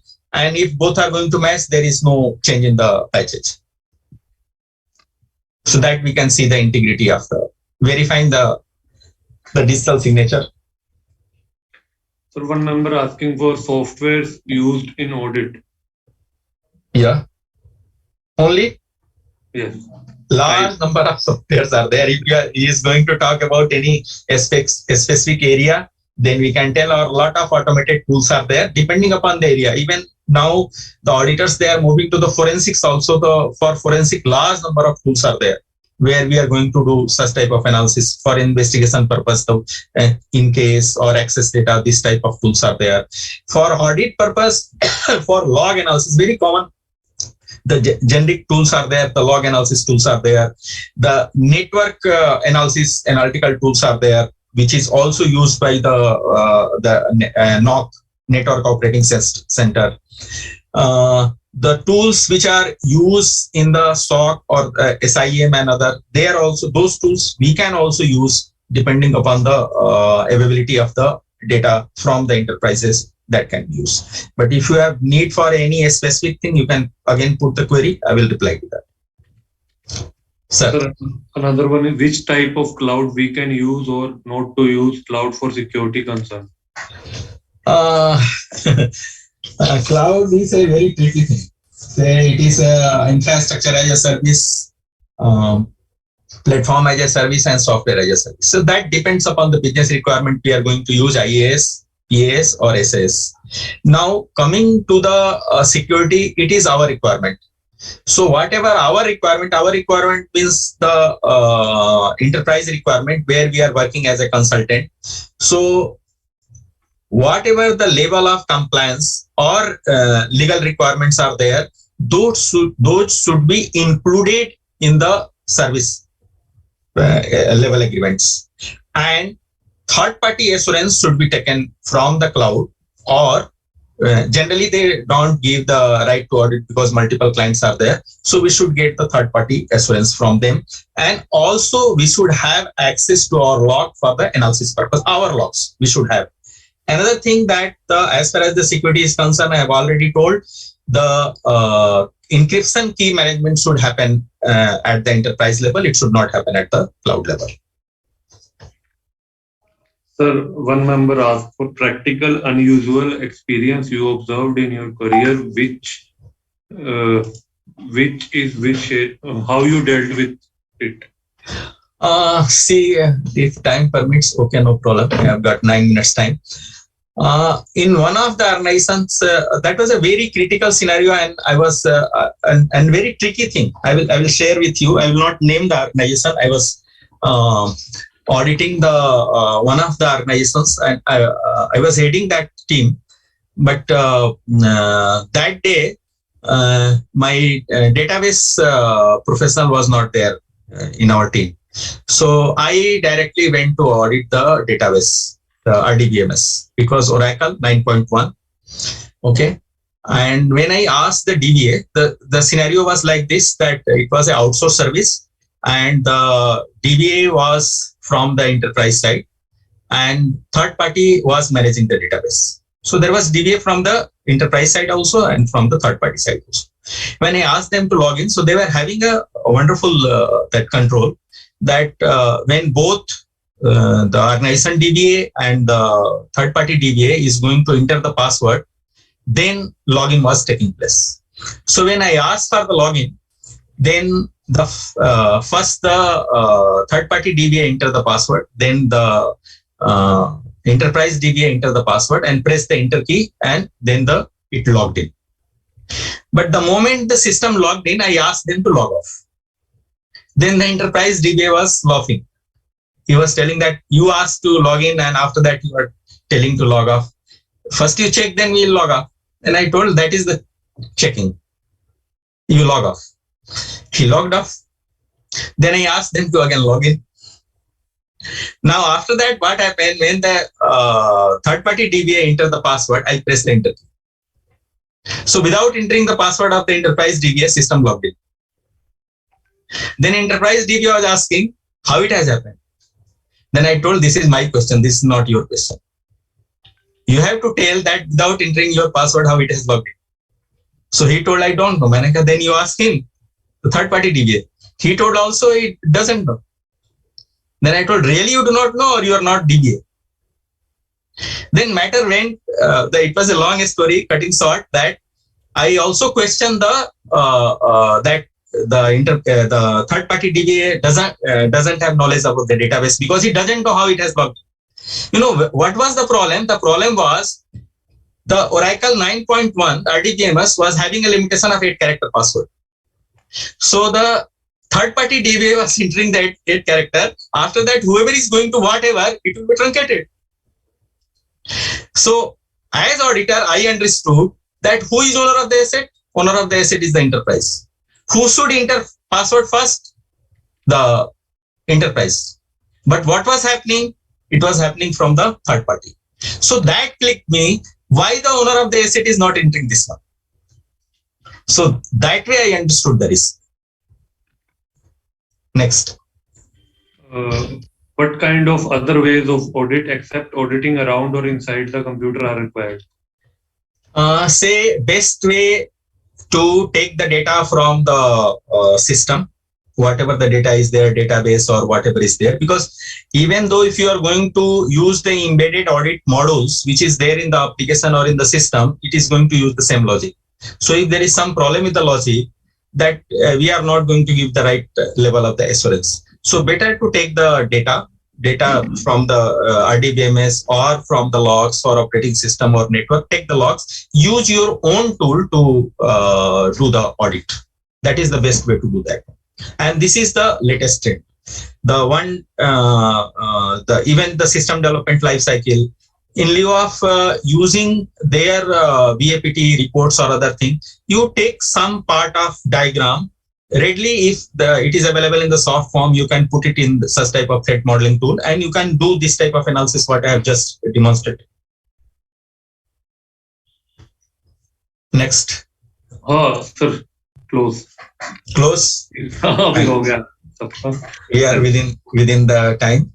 Now So thank you very much. Hopefully, whatever deliberation I have done is practically will help you in your future endeavor. Thank you and all the best. Thank you, Pravinder, for coordinating this one and giving the full cooperation. And I also thank the Institute of Chartered Accountant of India for giving me this honorable opportunity to address the participants at this last forum. Thank you very much. God bless you all. thank you, Omkar sir. At the end, I thank Omkar sir and Vinay sir for giving such a wonderful presentation on the topic of opportunities and challenges in information system audit. I hope you both have done justice with the topic, and hope we will surely next time we will also be together on the some other topic. Thanks to all participants for joining. Thank you. Thank you, sir. I am leaving the session.